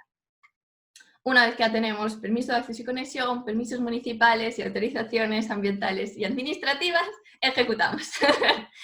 Y después todavía nos queda un recorridito por hacer, que sería, pues otra vez, los certificados y comunicaciones de puesta en marcha de la instalación, las inspecciones oportunas y en el caso de instalaciones de más de 100 alta tensión, pues también la autorización de explotación. En cuanto a la comunicación del cambio de contrato de acceso, pues similar vamos, igual que como comentábamos para las de sin excedentes. Y después sí que vamos a tener, bueno, y en los registros autonómicos de autoconsumo y también, y después sí que vamos a tener diferencias según vayamos por la compensación de excedentes o por venta. Si vamos por compensación de excedentes, vamos a tener vamos a tener que firmar un contrato de compensación de excedentes en el que se marque ese valor que se le va a dar a la energía excedentaria. Y después, pues también, si vamos por el otro lado de venta de energía, a lo mejor vamos a tener que solicitar una licencia de actividad municipal, eso depende del municipio, y vamos a tener que inscribirnos como instalaciones productoras. Esto para instalaciones de hasta 100 también se hace de oficio. Y por supuesto, pues también necesitaremos un contrato de representación en el mercado. Esto es así un poco básico, por supuesto. Hay a veces trámites en los que hay subtrámites, ¿no? Que puede ser en acceso y conexión, pero bueno, yo creo que es una visión bastante general y esquemática de lo que es una tramitación. Y ahora, pues ya por último, aunque yo creo que Jaime ya también ha tocado un poco este tema, a veces es complicado elegir la modalidad que o cómo dimensionar y a qué modalidad vas a adscribir la instalación, ¿no? Porque es como una pescadilla que se muerde la cola, ¿no? Si la dimensiono así, si es de este tamaño, pues la tramito así, pero es que a lo mejor yo quiero esto, entonces la tengo que dimensionar así, ¿no? A veces es un poco circular. Por supuesto, estoy totalmente de acuerdo con lo que dijo Jaime de priorizar el autoconsumo. Es el segundo kilovatio más barato. Algunos se preguntarán que por qué no es el primero. El primero es el que no se consume. Siempre la eficiencia energética, el ahorro. Después nos pasan cosas como que el cliente nos dice, ¿por qué no estoy ahorrando lo que me dices? Y le dices, porque estás consumiendo el doble de lo que me dijiste a mí. Entonces, claro, si aumentamos los consumos, pues vamos a tener ese ahorro que hemos dicho. Entonces, siempre partiendo de las premisas de eficiencia energética y ahorro energético, pues después de eso, el autoconsumo está ahí, de primera opción, ¿no? Antes que la compensación de excedentes y que la venta de energía. Es mucho más rentable por lo que ha explicado Jaime antes. Por supuesto, a la hora de dimensionarla, vamos a tener que sopesar también las economías de escala. Pues a veces por subir un poco pues te baja el coste en vatio pico. También hay que tener en cuenta el sobredimensionamiento del campo fotovoltaico al que nos, digamos, autoriza esta nueva definición de potencia del inversor. Es decir, si vamos a estar hablando de una instalación de 120 kilovatios nominales, pues a lo mejor podemos poner 100 kilovatios nominales y 120 kilovatios pico, ¿no? Porque en general estos sobredimensionamientos pues hay que verlos muy bien dependiendo de la ubicación de la instalación y demás, y de la orientación de la instalación, pero bueno, normalmente sí que hay un margen de sobredimensionamiento del campo fotovoltaico sobre el inversor, que es importante también tener en cuenta en el dimensionamiento y que nos va a permitir a lo mejor adscribirnos a un trámite más sencillo, sin perder demasiada potencia de generación. Por supuesto, un minuto. Sí, ya esta es la última diapositiva, así que perfecto. Genial. Por supuesto, tenemos que tener en cuenta lo que comentábamos de la estacionalidad de la actividad, pues por si nos es más beneficioso irnos por compensación de excedentes si podemos o por venta de energía a la red. Si estamos hablando de instalaciones pues eso, agrícolas que cierran unos meses, que tienen mucho consumo en otros, pues la compensación no suele ser viable, vamos más a venta de energía, perdón, o a instalaciones sin excedentes. Y después también hay que valorar el tiempo y los recursos que se invierten en las tramitaciones. Hay veces que está muy bien, que es perfecto ir por venta de energía y hacer una instalación inmensa y pues oye, si tardo 3 meses más o 4 meses más, pues he tardado esos 4 meses más. Pero a veces, que por ejemplo me comentaba ya una compañera, si esta empresa tiene este presupuesto para gastar este año, pues es que a lo mejor lo tiene que gastar este año, a lo mejor tienes que tener todo legalizado ese año. Entonces, pues a lo mejor te compensa ir por una modalidad con una tramitación más sencilla, una instalación con una tramitación más sencilla e incluso, aquí ya dependiendo también un poco de de la comunidad y del cliente, pues hacer un cambio de modalidad después de un año, ¿sabes? Pues hay que considerar pues muchos factores ahí para encontrar el óptimo. Y bueno, yo con esto ya última reflexión ya acabo. Muchas gracias a todos, espero no haberos aburrido mucho con esta parte normativa y bueno, esperamos que surjan muchas preguntas también. Muy bien, Fátima. La verdad es que has dejado, para el poco tiempo que tenías, lo has dejado bastante bien indicado los pasos que había que dar. Luego ya seguro que hay preguntas, porque hay un montón de preguntas que te van a hacer, pues a lo mejor más detalles. Yo, 30 segundos para, pues queréis tomaros un vasito de agua, comentaros a los participantes que estáis ahí que, por favor, mis compañeros de APA, que están detrás siguiendo el webinar, van a poner una encuesta porque, no sé si sabéis, estábamos pensando, ya le habíamos hecho el año pasado un congreso de autoconsumo, este año lo íbamos a poner en Sevilla, era un reto, lo teníamos para junio, lo pospusimos para septiembre y estamos ahí que no sabemos qué hacer y claro, necesitamos un poco vuestro input, por favor, nos podríais contestar con toda sinceridad, porque así nos ayudará a tomar decisiones.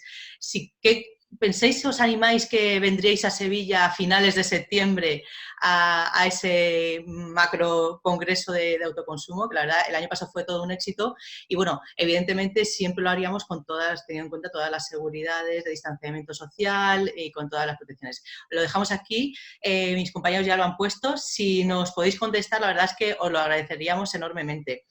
Y bueno, yo sin más dilación voy directamente a las preguntas, que hay un montón. Nos preguntan de todo, ya he hecho un vistazo. Empezamos, Jaime, una para ti y ya directamente. Un señor se llama Pere Boix, dice, ¿tenéis constancia que Endesa Distribución no colabora con la compensación de los excedentes de las instalaciones de autoconsumo solar en Cataluña desde hace unos meses, como unos 5 meses? Bueno, a ver, lo primero, lo de siempre, ¿no? O sea, yo no trabajo en Endesa Distribución, yo trabajo en Endesa Energía y ni siquiera en Endesa Energía, yo trabajo en una nueva entidad que se ha creado hace nada que se llama Enel-X, ¿vale? Entonces, en teoría, yo sufro y yo me llevo las mismas alegrías que cualquier otro player normal, ¿no? Porque mis instalaciones, pues yo me remito al mismo buzón, etcétera, etcétera, ¿no? Sé que ha habido problemas, no solo para Endesa, sino para también otras distribuidoras. Fátima nos puede comentar también, pero vamos, en nuestra experiencia, nosotros sí que hemos instalado en todo el territorio español, con lo cual nos hemos encontrado con todo tipo de problemas, ¿no? Para el tema de mecanismo de compensación de excedentes ha habido mucho follón. ¿Por qué? Pues porque se empezó con un Real Decreto que no lo definía, que era un Real Decreto, oye, que estaba muy bien porque establecía el marco, pero hubo otro Real Decreto que le definía exactamente cómo se iba a hacer, pero también daba un periodo de gracia para adaptar la normativa. Y yo pensando, pues esto está tirado, ¿no? Oye, pues te llegas a un acuerdo y ya está. No. Hay una serie de protocolos, los famosos Exceles, las famosas notas operativas, no sé cuántos, con lo cual ese periodo de adaptación no es que las distribuidoras no hayan hecho ni caso, sino que es que estaban esperando a coordinar toda esa información y establecer esos protocolos para poder atender a esas solicitudes. Sé que en Endesa se ha puesto mucho foco, o sea, de lo que, porque hemos tenido que legalizar nosotros instalaciones con compensación de excedentes y que ha habido retrasos, igual que en otros sitios, pero que se están solventando y que ahora ya parece que todas las distribuidoras tienen un pelín más de agilidad en todo el tema, ¿no? No sé si, Fátima, tú te has encontrado un poco con la misma situación, ¿no? Sí, yo creo que eso, al final, pues ese periodo de adaptación sí que ha sido un poco más confuso. Yo ahora sí que creo que están bastante centradas las distribuidoras y que ya, pues eso ya no es el primer caso que les llega y que ya tienen los protocolos mejor establecidos. Eso sí, hay que tener en cuenta que les tiene que llegar la información también a ellos y que para eso tienen que estar perfectamente legalizadas en industria las instalaciones, si no a ellos nunca les va a llegar ese input de industria que les permite finalizar los trámites, digamos. Eso es. Esta pregunta es de mi cosecha y al hilo de esto, porque creo que puede ser interesante. ¿Sabéis si ya se están haciendo las compensaciones de excedentes? ¿Fijan algún precio más o menos por donde se está moviendo? ¿Sabéis? Sí que hay empresas que lo están llevando a cabo ya. La verdad es que ahora mismo precios no los tengo en la mente, pero sí que es verdad que hay comercializadores que ya están compensando excedentes a sus clientes. Sí, o sea, nosotros sí que hemos visto un poco de todo, ¿no? Hay comercializadoras que anuncian abiertamente los precios y demás. Con que hagáis una búsqueda en Google, pues lo podéis ver, ¿no? Sé que se están haciendo. Al final, obviamente, cada comercializadora tiene que seguir su propia estrategia, pero claro, hay que entender qué compensa más. O sea, si tú cuando abordas a una comercializadora lo que estás intentando ver es, oye, ¿qué voy a pagar yo por mi electricidad convencional? ¿No? X, pues llegas a un acuerdo y es X. Oye, ¿y por cuánto me vas a compensar? Oye, te voy a compensar por una barbaridad, efectivamente. Pero ten cuidado porque a lo mejor te están intentando meter esa compensación de excedentes, ese buen precio, dentro de lo que pagarías tú, de alguna manera, por la otra parte, ¿no? Con lo cual, simplemente animo tanto a la gente residencial como a los negocios a que hagan un buen cálculo antes de tomar cualquier decisión, ¿no? Con cualquier comercializadora, ¿eh? No hace falta que sea Endesa. Hombre, yo creo que tal y como tenemos la reglamentación, la regulación actualmente, siempre se ahorra mucho más autoconsumiendo la energía que autoconsumes que esa que puedas compensar. O sea que la idea es diseñar bien las instalaciones de autoconsumo para autoconsumir lo máximo posible, porque bueno, pues te ahorras muchos impuestos y demás que de otra manera, pues vertiendo a la red o esa compensación, pues al final no te saldrían las cuentas. A ver, aquí me dice, bueno, puede ser un poco, me gustaría que comentaran casos reales. Bueno, esta es una pregunta de Mariluz Callejo. Dice, comentar casos reales de autoconsumo colectivo. ¿Cómo se está haciendo uniendo físicamente las instalaciones o a través de la red? ¿Tenéis alguna experiencia? Porque también de este tema se habla mucho, pero yo cuando a veces se pone en contacto conmigo digo sí, pero ejemplos, pues me cuesta encontrar. ¿Vosotros? Sí, bueno, Fátima, no sé si tú a lo mejor te has encontrado un poquito más o... Yo, un poco lo que dice Lucía, se habla mucho, se ejecuta poco, yo creo, en colectivo, ¿no?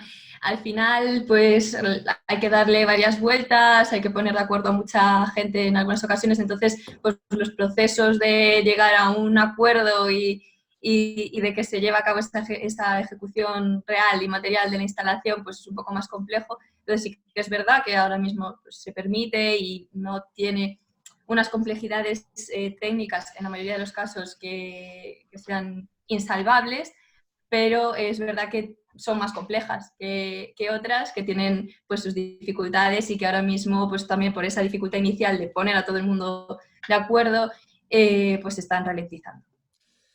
Nosotros firmamos el año pasado una instalación de 1 megavatio, ¿vale? Que era un autoconsumo colectivo, con lo cual, en teoría, bueno, si todo va bien, pues sería la instalación de autoconsumo colectivo más grande a nivel industrial, ¿no? A ver si pronto lo podemos poner en marcha.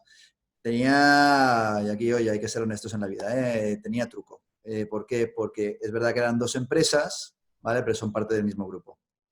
La complejidad, o sea, bueno, el acuerdo comercial ha sido más fácil, lógicamente, porque son 2 empresas del mismo grupo, pero a nivel técnico y demás, trabajamos con una empresa muy, muy buena que nos hizo un estudio súper detallado, empezamos a hablar con todo el mundo antes de firmar el contrato para ver cómo lo íbamos a hacer, etcétera, etcétera. Está costando, lógicamente, pues porque obviamente cualquier cosa nueva cuesta tiempo, pero oye, yo creo que poco a poco las comercializadoras se están poniendo ya en marcha e intentar entender y ver que esto es el futuro, ¿no? Por lo cual esperamos que para dentro de unos meses tengamos ya todo puesto en marcha y demás.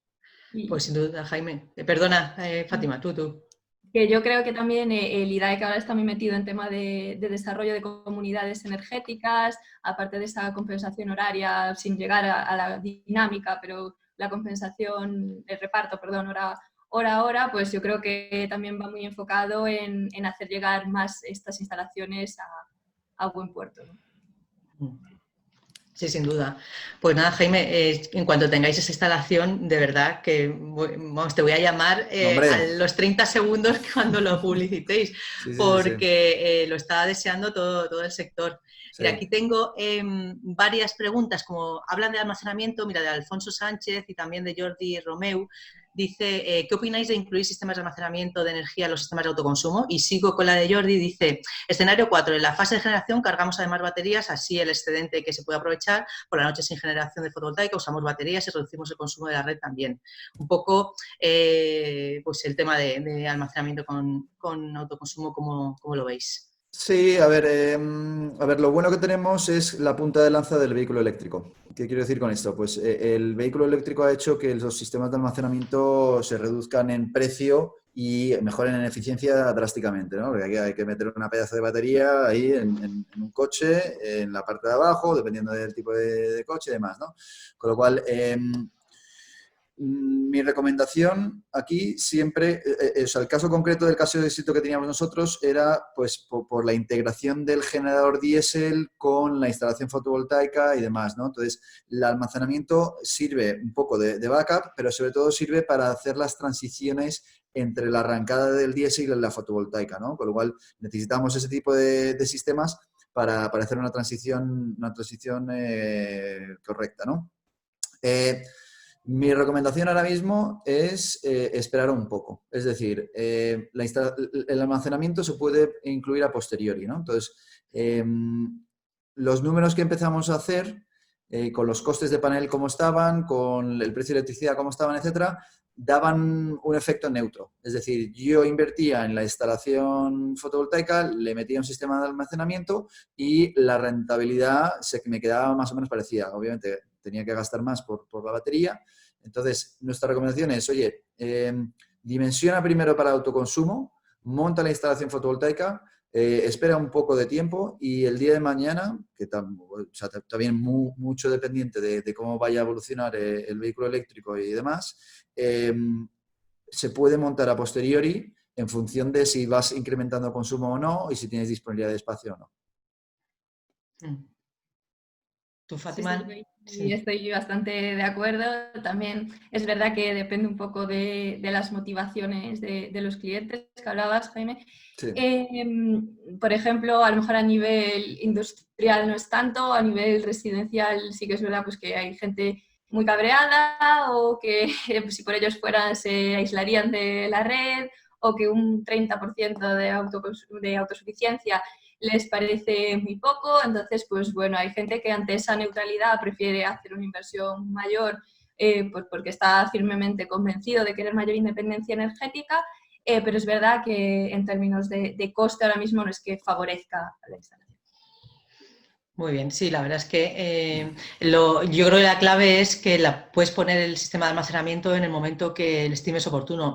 Y ahora sí que es cierto que tiene sus ventajas y bueno, pues con todo hacia dónde vamos, el paradigma energético al que vamos, que va a ser totalmente distinto pues con los coches eléctricos, con ahora almaceno, ¿no? Entonces, yo creo que todavía le queda un poco de recorrido en cuanto a coste para los sistemas de almacenamiento, que bueno, que a lo mejor en un par de años o por ahí pues ya tiene más sentido. Y también, bueno, los hábitos que puedas tener, ¿no?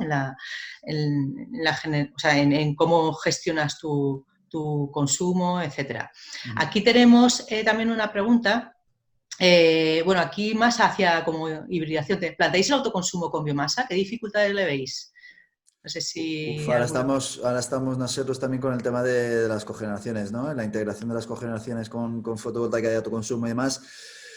Como cualquier cosa nueva y novedosa, es complicado integrarlo, ¿eh? O sea, en principio, nosotros estamos estudiando varias oportunidades de clientes que tienen cogeneraciones para intentar integrarlo con la fotovoltaica. Está costando un poco. Entonces, y desde un punto de vista regulatorio, ahí también nos está costando un poco entender la regulación de si se puede o no y demás. O sea, también yo creo que va a ser cuestión de andar, ¿no? O sea, de ponernos ya en marcha y empezar ya a tramitar la primera. Pero claro, tiene que haber ese cliente que quiera acompañarnos y que con esa certidumbre, ¿no? Entonces, no le podemos dar esa certidumbre al 100%, lógicamente, porque hay que hacer una consulta formal, etcétera, etcétera, pero viable, debería de ser viable en cuanto a técnicamente no veríamos ningún problema. El tema ya es más bien regulatorio, ¿no?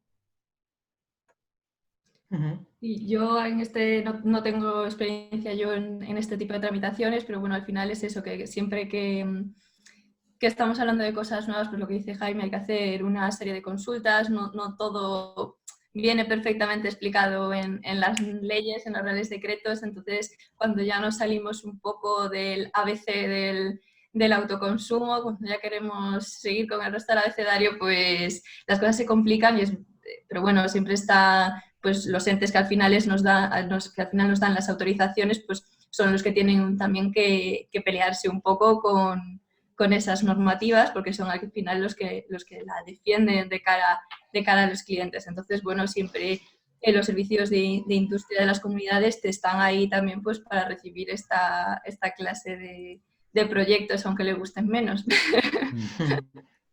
Bueno, es ahí un tema que al final, bueno, pues los proyectos con hibridación, aprovechando las potencialidades de las distintas tecnologías, pues seguro que, bueno, se habla también mucho en todas las reuniones y conferencias, el tema de la hibridación con varias tecnologías pues está al orden del día y también, bueno, pues iremos avanzando también en ese sentido. Mira, Fátima, tengo aquí una pregunta de Santiago Berda, Enche, que dice: uno de los aspectos que hace más atractiva la inversión en el sector doméstico principalmente son las bonificaciones, menos mal, que no dicen subvenciones a fondo de perdidos, porque estamos totalmente de acuerdo, bonificaciones del IBI. Pregunta, ¿tenéis alguna base de datos con el importe de esta bonificación por ayuntamientos? Esto es la pregunta del millón. Me la han hecho yo creo que decenas de veces. Efectivamente, bueno, las bonificaciones fiscales son muy atractivas porque, bueno, en términos, si los contraponemos a las subvenciones, pues al final las subvenciones en muchos casos, no digo todos, hay programas que están muy bien elaborados, pero a veces las subvenciones pues quitan un poco de perspectiva en el cliente que quiere hacerlas justo para esa subvención. Hay subvenciones que duran muy poquito tiempo, desvirtúan un poco el mercado porque hay clientes que se quieren esperar a que vuelva a salir la subvención y cosas por el estilo, pues en contrapunto están las bonificaciones fiscales, que la verdad es que nos parecen una de las mejores maneras de incentivar este tipo de instalaciones. Pero aquí vamos pues a lo que comentaba, municipios hay más de 8.000 en España y a pesar de que hay un contexto estatal que les permite realizar una serie de bonificaciones fiscales, los que eligen si la dan o no la dan, si la ofertan o no la ofertan y cuál es el porcentaje de esa bonificación es el propio municipio. Entonces, aquí, pues, para poder tener una base de datos como tal, tendríamos que hablar con más de 8.000 municipios todos los años, porque las ordenanzas fiscales se pueden actualizar anualmente. Entonces, pues sería un trabajo un poco, en cuanto a tiempo, un poco costoso. Y actualmente, que yo sepa, no existe ninguna base de datos de todos los municipios. Es verdad que la Fundación Renovables suele sacar un documento todos los años con las bonificaciones fiscales de las capitales de provincia y las ciudades de más de 100.000 habitantes, creo. Eso es, justo. Y no Pero sé creo que si... el último es de 2016, ¿eh? O sea que no sé cuándo... No, yo creo que 2000, ¿Sí? yo creo que sí que lo están... A ver. Yo Sí. tengo el de 2019. Ah, El vale, pues 2020 mira. todavía no. El Genial. 2020 todavía no. Y creo, alguien me dijo, pero la verdad es que aquí no pongo la mano al fuego, que este año iban a ampliar a más ciudades. Pero claro, de los 8.000 municipios al final es imposible tenerlo perfectamente actualizado. A ver, nuestra recomendación es, si estás interesado, habla directamente con el ayuntamiento, ¿eh? O sea, una llamada no les cuesta mucho y normalmente te suelen orientar bien.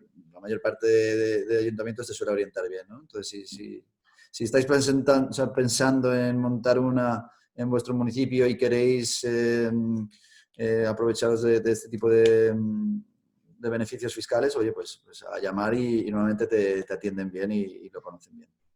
Sí.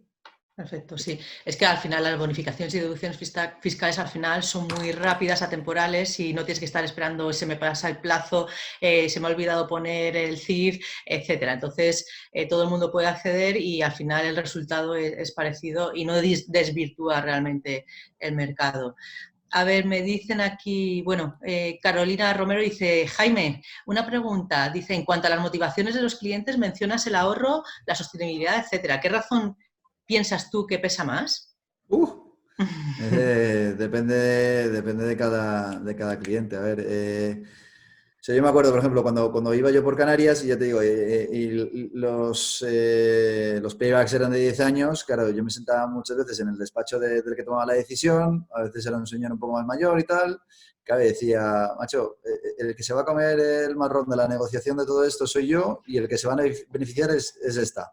Y señalaba la foto de su hija, ¿no? Ahí al lado. Entonces, claro, un payback de 10 años a un cliente le costaba, ¿no? Ahora que los paybacks son un poquito más atractivos, oye, pues la decisión se hace de manera más fácil, ¿no?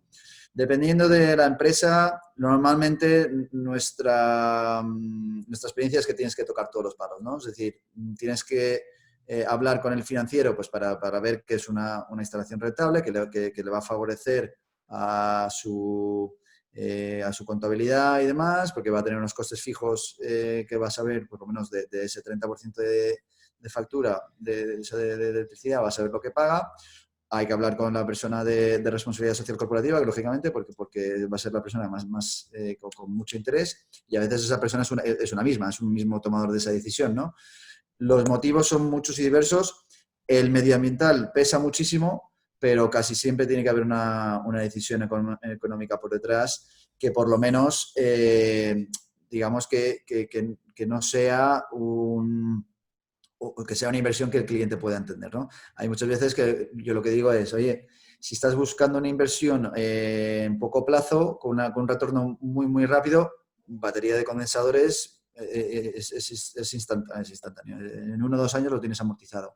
Si tienes iluminación que antigua, iluminación LED, ahora dependiendo un poco del precio de la electricidad y demás, pero en 2 o 3 años lo tienes amortizado, ¿no? Por igual, hay que entender un poco para qué quieres esa instalación. Es verdad que en una cubierta, quien tiene una cubierta tiene un tesoro, porque es que, a no ser que seas un hotel que estés pensando en hacer otro tipo de actuación, oye, poner un jacuzzi, un chill out, lo que sea, si no, tienes una zona completamente muerta que no te está generando ningún tipo de beneficio, ¿no? Con lo cual, ahí, ya te digo, las motivaciones son diversas y no suele haber una razón exclusiva de peso, ¿no?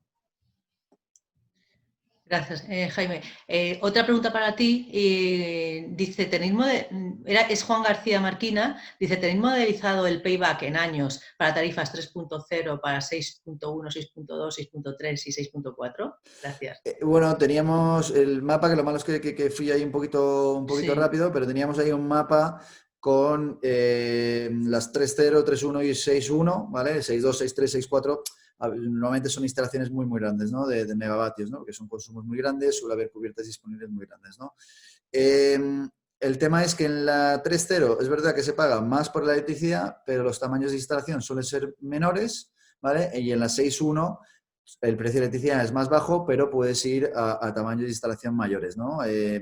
Con lo cual, más o menos, ¿vale? Habría que ver cuánto porcentaje de autoconsumo hay, etcétera, etcétera, pero aproximadamente el retorno suele ser relativamente similar, ¿no? Entonces, lo que comentaba antes, ¿no? El payback hace 2 o 3 años, estábamos hablando de 7 a 10 años, ahora podemos estar hablando de 5, 6, 7 años, dependiendo de la zona y dependiendo del grado de autoconsumo, ¿no?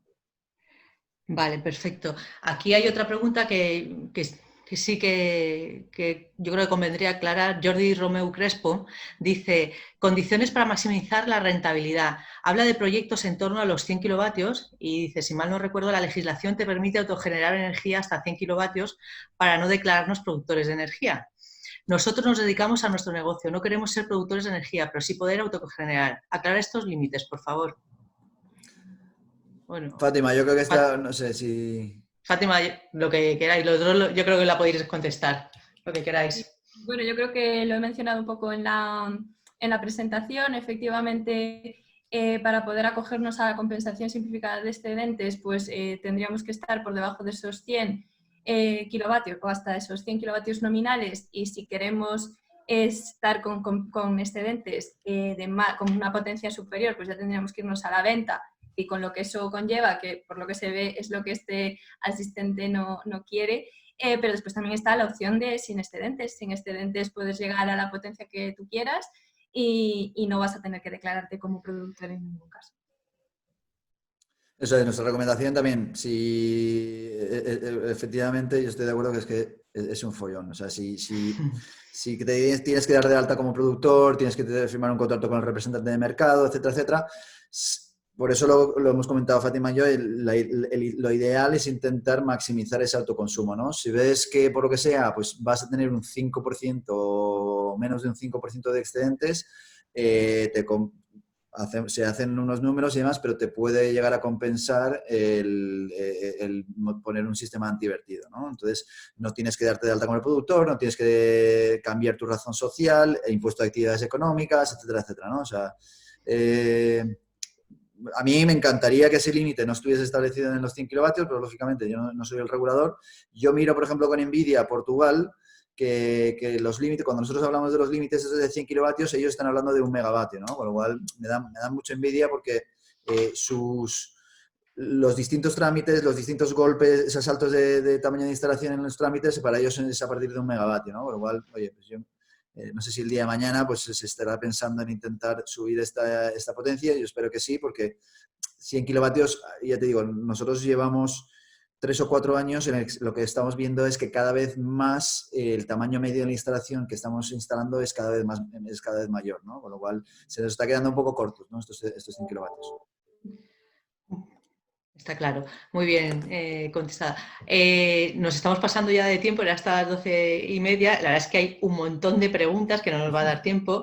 Jaime, te voy a hacer una, como es de temas de financiación y demás, hay Sí. una en 3, o sea que y Muy luego bien. Fátima buscaré ya la última para ti, porque bueno, no nos va a dar tiempo. Sí que os digo que los que nos habéis hecho preguntas, si queréis pues hacérnosla, podéis poneros en contacto con APA o con Jaime o con Fátima, que en sus presentaciones ponen sus contactos, sus correos, y encantadísimos de responderosla. Mira, aquí te digo 3 en una, porque una te dice, habla de PPA, Ignacio Santos, dice una pregunta a Jaime, es una instalación de autoconsumo, entonces, ¿cómo tiene cabida ese PPA? Es decir, desde el punto de vista técnico, no hay vertido de energía a red, por tanto, esa venta de energía que sería ficticia, ¿cómo se hace? En el caso de renting, ante una terminación anticipada por parte del cliente, ¿cuál sería la penalización?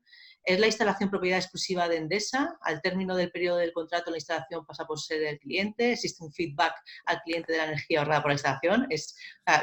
Por favor, intenta ir como... Esto da sí, para sí, otra, mucho. da para otra ponencia esto. Y en el esquema de financiación con gestión energética, ¿habría que repercutir también el impuesto de electricidad si el contrato se estructura como un contrato de prestación de servicios energéticos en la modalidad de suministro con autoconsumo sin excedentes? En este caso entiendo que al existir solo el sujeto consumidor, el contrato podría articularse de modo que no existiera una venta de electricidad de la utility, madre mía, al Sí, consumidor, más o menos lo entiendo. etcétera. Sé por dónde van los Sí, tiros, ¿eh? O sea que además esas 3 para que sí. focalices Pues y... la primera hablan de PPAs, o sea, de un contrato de compra-venta de electricidad y si se puede hacer con compensación de excedentes o con antivertido. Y la respuesta, que me corrija Fátima si me equivoco, pero vamos, cuando lo planteamos nosotros en su día, es que no. O sea, si quieres montar una compra-venta de electricidad entre dos sujetos, tiene que haber un sujeto productor y un sujeto consumidor. Entonces, no puede haber o sea, no hay mecanismo de compensación de excedentes y tiene que haber, por narices, no puede haber antivertido, ¿vale? Con lo cual, ahí te elimina todo ello de la ecuación, ¿no? Tiene que haber, en el caso del PPA, hay un sujeto que es el propietario y titular de la instalación, que sería Endesa Energía, y hay un consumidor al que se le vende la electricidad, ¿vale? Y la segunda parte de la pregunta también, al establecer un contrato de servicios, es hacer trampas al solitario. Porque realmente, claro, yo podría decir, oye, pues que el cliente no me pague por kilovatio hora, sino que me pague por cuotas variables en función de no sé qué, no sé cuánto. Al final estás variabilizando esa energía y estás vendiendo electricidad, con lo cual nosotros somos... Yo a nivel personal soy bastante honesto, creo que soy honesto en la vida, con lo cual hay que hacer las cosas bien, ¿no? O sea, lo que estás haciendo es un contrato que por mucho que lo quieras pintar como servicios, hay una venta de electricidad, ¿vale? La otra parte del tema de... ¿Qué había? A ver, renting. estaba renting, ya me he movido yo porque estaba buscando la pregunta para Fátima. A ver, un segundo. El financiación con gestión energética. ¿Habría que Vale, nada, pues eso. repercutir Sí, ya también el está, coste de está electricidad? contestada. Está contestada. O sea, la primera parte es, oye, para poder hacer un PPA tiene que haber por narices productor y consumidor y tiene que haber venta a red, ¿vale? Y la segunda parte, si quieres evitar el impuesto de electricidad, hay que hacer un renting y tiene que ser una cuota fija por la instalación, no por la venta de electricidad. Perfecto, muchas gracias, Jaime. La verdad es que ha sido súper al grano. A ver, Fátima, aquí también te voy a hacer algunas varias. Dice, si un cliente quiere hacer una instalación en régimen de compensación mensual de excedentes o venta de mercado, ¿es obligatorio ser autónomo? ¿Hay modelo de solicitud de CAU? Y, a ver, la inspección de OCA será necesaria solo a partir de 25 kilovatios. Vale, a ver. Ya que estamos, te he dicho 3 y ya, pero es que, vamos, hay 61 preguntas, la verdad es que hay un montón. Jaime, también te invito, no sé si podrías verlas, pero vamos, tienes un montonazo Sí, he visto de unas cuantas, preguntas. sí. Vale, en cuanto a la compensación de excedentes, no tienes que ser autónomo, eso no influye para nada. Cualquier persona en un residencial o cualquier empresa puede acogerse a la compensación de excedentes siempre en los límites que hemos dicho de potencia y demás. Porque además justamente la compensación de excedentes lo que intenta es hacerlo a través de la factura, eliminar esas fiscalidades de venta de energía y toda esa complejidad que hemos dicho de productor, ¿no? A ver, ¿qué más me comentabas? En cuanto a la solicitud del CAU, plantillas como tal, yo no tengo constancia de que existan. Ya os digo que el correo que yo envío normalmente es muy sencillo. Pongo que es una instalación con número de CUPS X, que va a ser una instalación individual o colectiva, en régimen con excedentes, sin excedentes, con compensación, no acogida, compensación, en red interior o próxima red, y me lo devuelven sin ningún tipo de problema. Si pedís varias, también en algunos casos pues pido varias en el mismo, pues les pongo una tablita para que no nos vayamos todos, no nos confundamos y vaya el CUPS y el CAU bien indefinido. Pero vamos, que así de sencillo, no hay plantillas de ningún tipo. Que yo sepa por ahora, no sé si Jaime tú tienes constancia. No. Yo creo que no. Hombre, la guía del IDAE, la verdad que sí que vienen ahí bastante buen detalle, lo que no sé si vienen las plantillas. Pero para el CAU no, vienen plantillas para acuerdos, para compensación de excedentes y demás, pero para CAU, como fue una cosa así también un poco posterior, creo que no. Y la última pregunta, Lucía, que yo creo que ya se me ha olvidado. La última era cuando se hacen las inspecciones. Las OCAs. Mayor, sí, es obligatorio a partir de 25 kilovatios, las OCAs. Sí, en general, pues las instalaciones de baja tensión, pues tienen todas las instalaciones de baja tensión o de alta tensión tienen una serie de requisitos de inspecciones, no por ser autoconsumo salen, digamos, de la norma, no hay una norma concreta. Las instalaciones fotovoltaicas, al estar en exterior, normalmente se contemplan como instalación en suelo mojado. Y para estas instalaciones en suelo mojado, las inspecciones iniciales y las periódicas posteriores, pues tienen ese límite de, empiezan en esos 25 kilovatios. Es verdad que en algún caso nos hemos encontrado con técnicos que nos decían que si colocamos el inversor en una caseta, pues a lo mejor ya no la consideran el local mojado y entonces pues puedes estar exento de ese trámite, pero en general lo piden.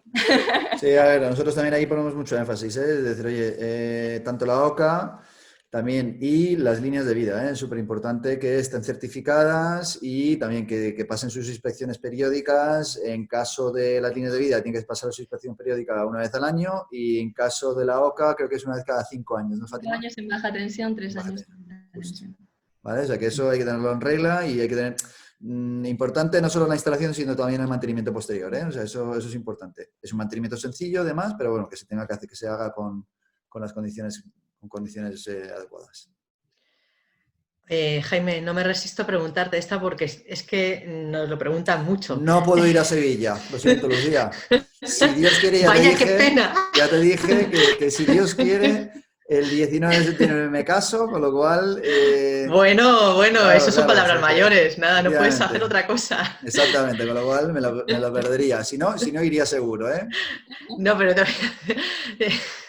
bueno, iba a hacer una broma, pero ya te la hago después.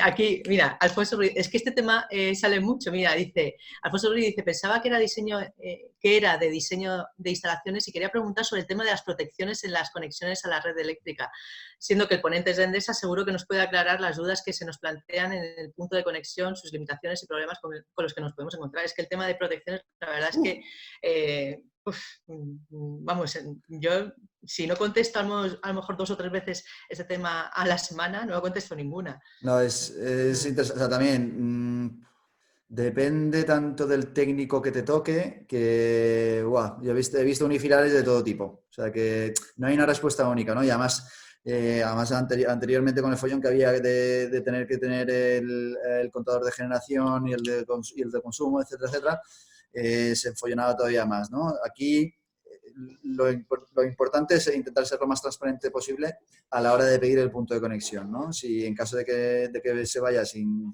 kit de inyección cero, oye, tener los unifilares muy, muy claros, tener todas las certificaciones de todos los inversores y los módulos en regla, etcétera, etcétera, y intentar llegar a una conclusión, ¿no? O sea, normalmente las instalaciones de menos de 100 kilovatios en baja tensión suelen ser bastante digamos, sencillas, pero a partir de que ya te metes en 100 kilovatios, en Cataluña nos hemos encontrado de todo, instalaciones de más de 100 kilovatios, o sea, de menos de 100 kilovatios en 6.1, ¿vale? Que creíamos que le podíamos legalizar de una manera y de repente, pues ya metidos en el proyecto, de repente nos dijeron que no, que había que poner un trafo, que no sé qué.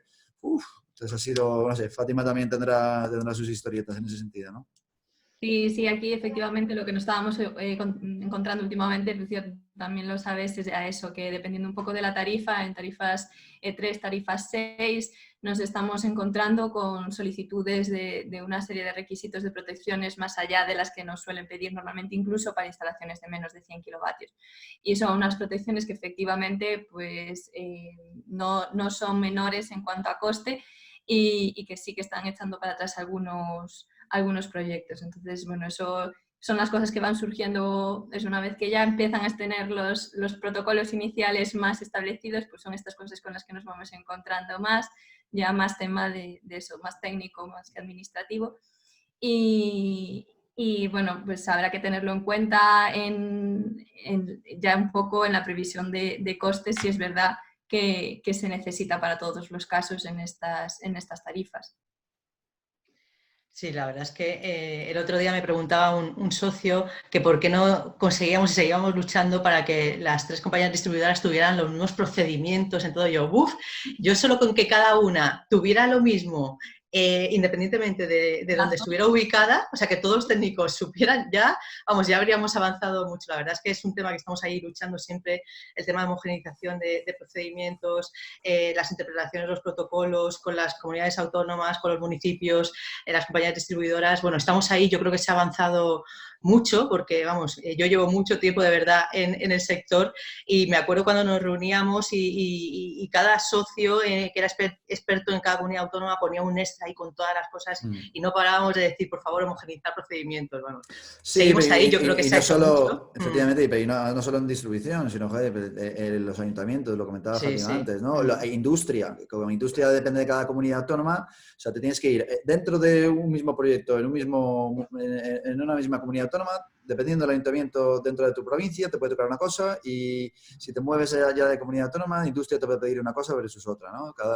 Entonces eso, Tenemos ahí un reto que yo creo que vamos sí. avanzando, pero bueno, vamos poco a poco y sí, porque al final te hacen perder a veces mucho tiempo que no sería necesario y al final el tiempo es dinero, los clientes se ponen nerviosos porque no entienden, entonces sí que es un tema que tenemos que ir mejorando. Pero bueno, estamos ahí, yo creo que se ha avanzado, como digo, mucho.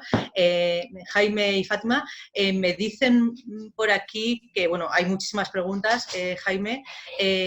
Bueno, pues a veces hay temas de tramitación en Baleares, en algunos que es imposible contactar con personas, que por favor que dejes tu correo, que quieren hablar contigo y demás, pues creo que en tu presentación ponías el correo, Sí, si al no... final de la presentación. Vale, pues Obviamente. perfecto.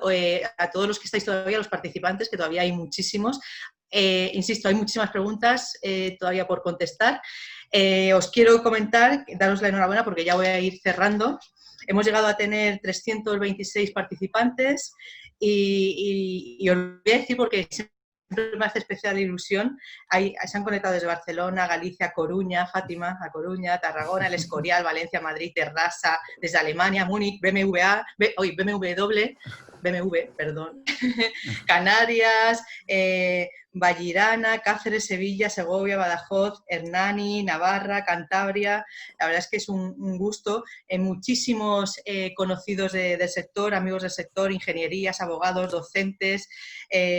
Bueno, Cayetano Hernández, que es de toda la vida que lo conocemos muchísimo. Y bueno, pues la verdad es que muchísimas gracias. Ha sido un webinar muy interesante, que podíamos estar aquí yo creo que 2 horas más porque hay 63 preguntas y no sé las que nos ha dado tiempo. He intentado ahí comprimir, integrar, pero bueno, ha sido muy interesante. Y bueno, dar las gracias también a los participantes por haber estado ahí. Os dan la enhorabuena a los ponentes. Y bueno, pues que sigamos trabajando. Tenemos muchos retos. Al final pienso, y bueno, por todo los inputs que tenemos, que el sector de las renovables pues va a ser una palanca muy importante para esta recuperación que vamos a tener, económica, que vamos a tener que afrontar a continuación, que estamos ahí. Y bueno, pues gracias una vez más, Fátima y Jaime, por vuestra magnífica participación. Y a todos los demás, también muchas gracias y seguimos ahí trabajando con las renovables y con cuidar nuestro planeta. Gracias a todos. Muy bien. Hasta luego. Muchas gracias. Chao, chao.